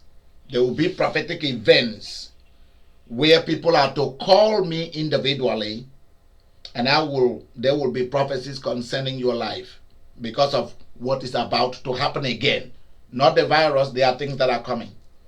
So I want to prepare you for things that will be showing up. For example, there are many of you that I'm going to ask to join me in buying houses. So I need to prepare you for all of that. So you will see, I will come out and I'll be meeting with a group, and then we'll be talking about the time for these things. It will be done quickly next week and be done. It will be over with. Then there will also be a day that will be set aside. Mary and Vivian and Victoria, I hope you're writing this down. There will be a day that will be set aside for dream and dream interpretations. For those of you who do not know your assignment and your destiny, dreams are going to be shot into your body. You are going to receive dreams, and you are going to know where you are going. So remember the Spring Festival, the prophetic events, and the dreams and dream interpretation. 3 things that will be happening. So Mary, make sure you're writing them down, and we are going to sit down possibly tonight or tomorrow, and we'll be able to tell you when each of these will be happening next week. And after that, then we'll take a break, because this is going to be massive. There are many of you, for the first time, you are going into buying things. You are going to buying homes or cars, or you are going to take over businesses. Because let me give you just a little tip. There are many businesses that are going to be abandoned. People are going to abandon cars. People are going to be looking for people to buy things. So I need to prepare you for these things. I need to prepare you for what we call, Mary, I hope you write it down, what we call the Joseph's events. The Joseph's events. And there is a group of you that I'm going to choose to talk to you about what this virus is really about, not what we are talking here, not what you are hearing on TV. We are talking, the virus is a virus, it's a real virus, it's not manufactured in any laboratory. But what is behind the scene? What's using it? Who are using it from the sky realm? Who are using it? Even though it's natural, who are using it? And what are other things that will be happening? And who are introducing it from within the earth or above the earth? Remember that every of these things are natural things, but there are forces behind them. So I'm going to talk to you how wealth is created in the days of Joseph's events. These particular things too, I'm going to be talking to some of you. It happened in the days of Abraham. It happened in the days of Isaac. And it also happened in the days of Joseph. And it has been happening history after history, but people have not been prepared. So I need to prepare you guys again. And I'm going to teach some of you who are members of the BMC how wealth is created. It might be a combination of those that I'm choosing for this particular event, for you to know how the secrecy behind the creation of wealth. If you were not included, how you will be included. So this is not for people who, when you tell them, I need $1,000 seed, they tell you, oh, I don't, they delay and delay and delay. No. For such people, if I ask you for a $5,000 seed for you to attend such a thing, you have to. Unless you wanna tell me why that you don't have. But if you wanna talk to me about that, you must already have proven to me that when you had, you gave. I must look at the record. Because wealth is not just given like that. You can work hard and smart, you will never be wealthy.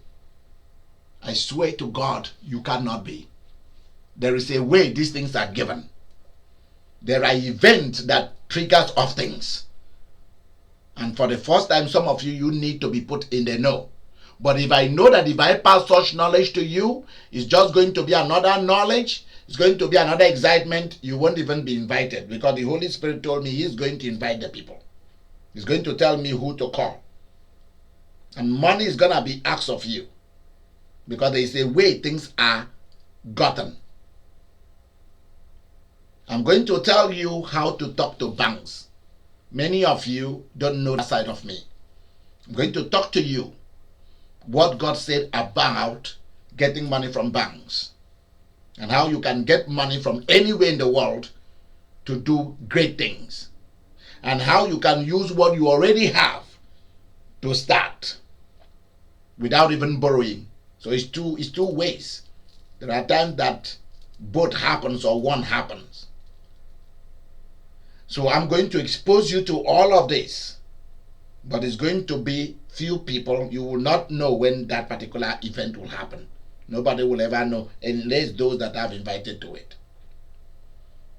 And before you come to it, I'm going to ask you for some financial outpouring, because you can never come to it without getting out of it. While you are in it, money will be coming to you. I'm not asking you to go into any fasting and prayer. I don't need no fasting and prayer from anybody.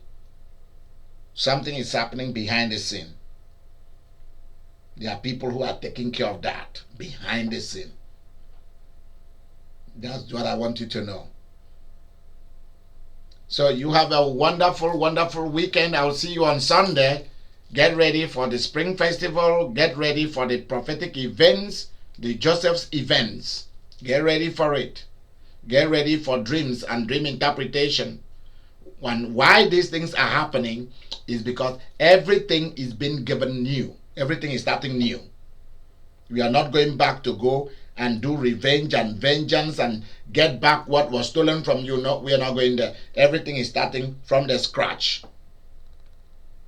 Because tomorrow, we do not want your enemies to say that they were the ones who made you rich. Good night, and thank you, all of you, for participating tonight. Goodbye.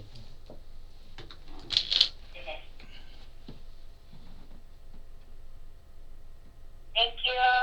Good night. Bye. You're welcome. Good night. Good night. Sergey, let's meet tomorrow. I need you in the afternoon. Okay, sounds good. Yeah, we need to discuss the business plan tomorrow.